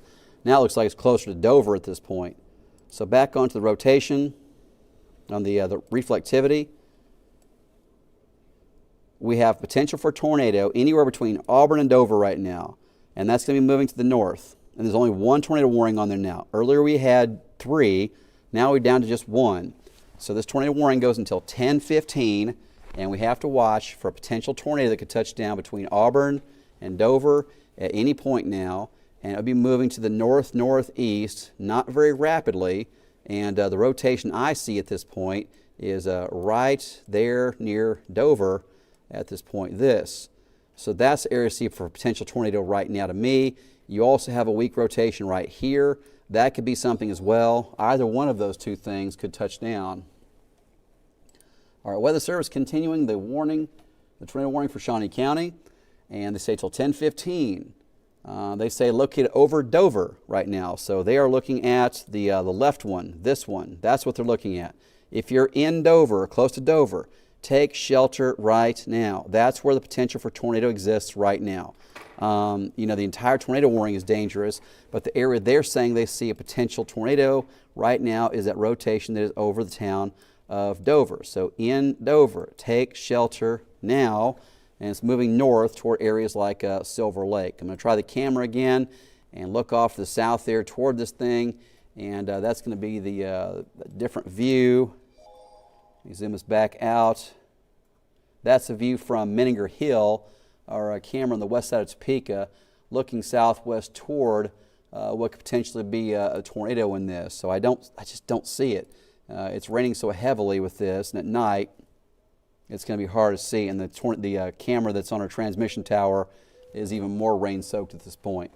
All right, so again, tornado warning. This is potentially right over the town of Dover at this time. There is your rotation. That's what Weather Service is mentioning. They're talking about this rotation right here. The areas of green indicate the particles in the radar are going toward the radar. Red means out. The radar is located near Alma, so you have radar returns going that way and going that way, right over the town of Dover right now. So again, we had a tornado touch down just south of Auburn, maybe 3 miles a few minutes ago. We've had several areas of rotation suddenly start to ramp up in this thing now. The sun has gone down. Maybe the low-level jet kicking in. I'm not sure what's making these things start to set off magically here after 9:30. But right now the rotation is close to the town of Dover and moving to the north at about 20 miles per hour. Right in here, that's where it's going to be located. So again, if you're in Topeka and hearing sirens sounding, you should take shelter if you are west of Highway 75. If you're east of Highway 75, you're okay. If you're west of Highway 75, you are in the tornado warning. We're even seeing warnings farther north now, up into Jackson County for severe thunderstorm warnings that are being issued with this, as this meso low is continuing to apparently ramp up somewhat. So farther north here, that part of the storm looks like a hail the size of nickels and winds to 60 possible. And the more dangerous part of this by far is potential for a tornado near the town of Dover right now that's moving to the north toward areas like Silver Lake. So if this continues, like what it's doing right now, we take it from Dover up to Silver Lake, and this is moving at about 20 miles per hour, maybe 25. So let's see, we'll get a time of arrival here for, let's see, we've got Silver Lake at 10:27, Rossville 10:31 will be the time of arrival if it continues moving like it is right now. And again, if you're in Topeka, you know, this looks like it stays just west of town, but we've also seen enough rotation along that line there have been several areas of rotation in the last half hour with this, and really any of those could touch down. All right, back on the velocity here. I'm going to step back one more time and kind of behind the scenes and control it from the computer itself. The Dover rotation is stronger now than it was. This may touch down again. Dover, take shelter right now. If you're close to Dover, that's a very well-defined rotation showing up close to you. We've got particles moving 57 miles per hour one direction and then 28 miles per hour the other direction right beside each other. And that's just on the radar. It can be more intense than that closer into the storm. So you have a potential for a tornado touching down right there close to Dover right now. That's the rotation right there, just southeast of Dover, looks like to me where it is at this point. We'll check that debris mode again. See if I see anything flying there, and looks like there may be a weak debris signature there just southeast of Dover. And as a matter of fact, it looks like it's consistently shown up for 2 frames. So just southeast of Dover, it's not as obvious as the one near Auburn earlier, but that looks like a debris signature to me showing up on the radar. So just southeast of Dover, there could be a tornado touching down right there, right now. You should be taking shelter in Dover, no doubt. Near 57th Street, that's where it looks like it's going to be in a moment here, and just over Dover or just east of town, you could have this thing touch down any time if it hasn't already, and it may be debris showing up there on the radar I'm already seeing. So backing the radar up, a couple of frames here. There are just several areas of spin on this thing. Goodness. All right. Dover, take shelter. That's the most clear message I can give you right now. If you're in Dover and also the west side of Topeka, we have the warning includes west side of Topeka as well. There's the rotation at 10:03 a few moments ago, and now it's not as pronounced, but it's still there. If we go back in time, we go back to 9:47. This is when I'm sure we had a tornado touch down. That location is going to be, let's give you a distance on that. That's going to be... They've adjusted the warning, shifted it west out of Topeka. 4.5 miles southwest of Auburn. I am very sure that's a tornado signature or I'm sure a tornado touched down there just a few minutes ago, near the intersection of Burlingame Road and 125th Street. Within a half mile of that location, I'm almost sure that a tornado touched down, and we have debris that showed up at that time on the radar as well. There it is, and you can see it. When I go back to 10:47 or 9:47, you can see that blue dot right there show up on the radar. That is debris, no doubt about it. Near 125th and Auburn Road, that's a tornado that touched down and then was moving toward Auburn. Looks like it lost some of its intensity as it moved north, thankfully, but that's a tornado that touched down. And you can say that's a radar-confirmed tornado because that's exactly what it is. All right, coming back onto the radar now, as Daniel was mentioning, I'm not sure what died, if my IFB died or if it was my microphone. Can you guys still hear me? Okay, so my IFB is dead. You put a battery in this thing so they can talk to me, please? Thank you. All right, so back over here to the radar. The Weather Service has cropped off the tornado warning. It no longer includes the city limits of Topeka. So Dover, same message, take shelter. In Topeka, you're out of shelter. You can come out of the shelter now in Topeka. You're all right in the capital city for now. These things just keep on spinning up, obviously. So, I can't guarantee that in 10 minutes we're good, but it seems like this line right here has been particularly nasty and is going to continue moving northward.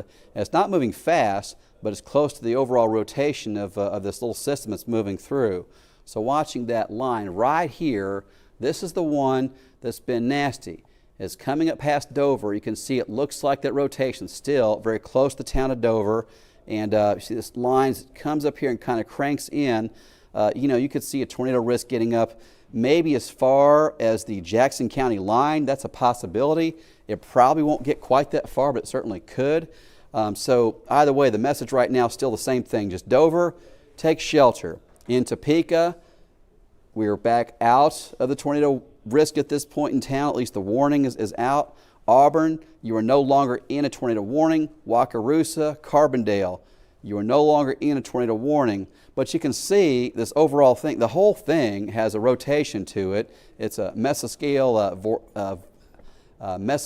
I can't remember the term for it, a mesovort complex, I believe is what you call it, but an MCV.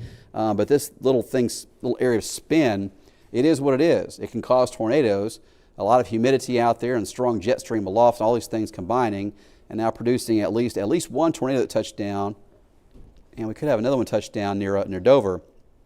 This notch here, that signature, is certainly suspicious near Dover at this point, and I would strongly encourage you in Dover, take shelter. The warning for this goes for the 6 minutes.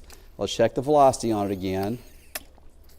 And the rotation was much stronger about 5 minutes ago there, but the rotation is still there. And what you'll see is there's another little rotation just showing up about 3 miles south of Dover as well. Either one of those could be problematic, but the one 5 minutes ago that's just right there, just south of Dover, that was by far a stronger signature than what you have now. So what we're seeing is these rotations are popping up, lasting for about 5 to 8 minutes, and then they're gone. So we could have something touch down and be absolutely gone in no time at all. But if we call out your town and say take shelter, just please do it quickly and be patient with us that we could have new things issued. All right.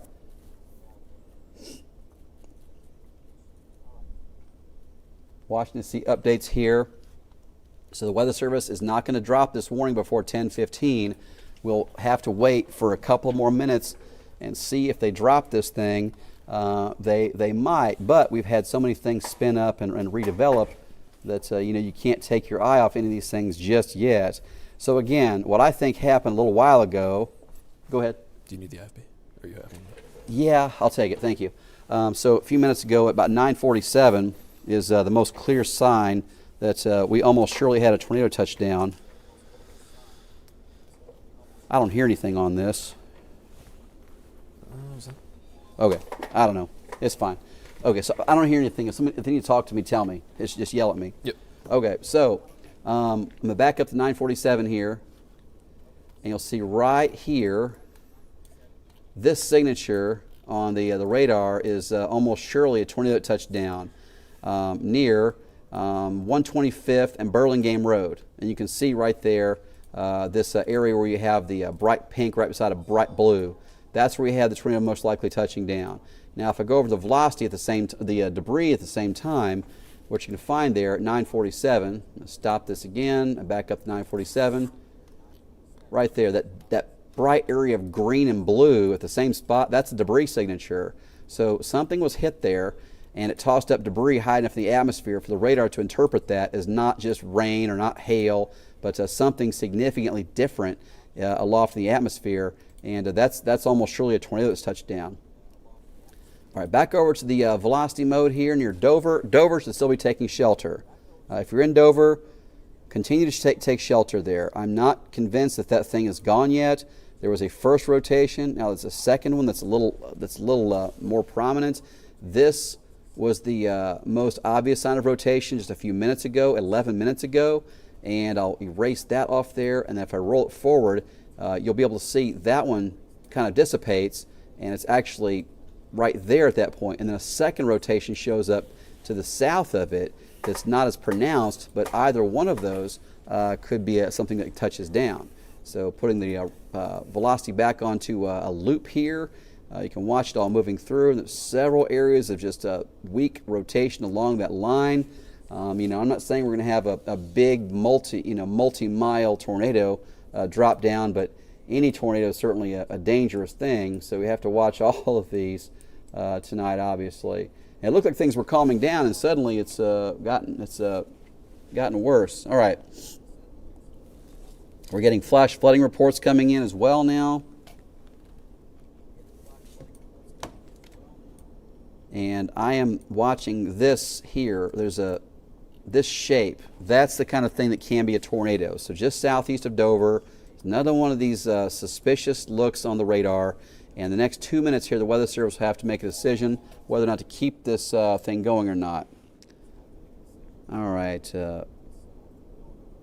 Pottawatomie County, okay. All right, so looking farther north here, we've got spin showing up in this area. Now we're getting to Pottawatomie County. So we've got to watch this now as well. So I back this up.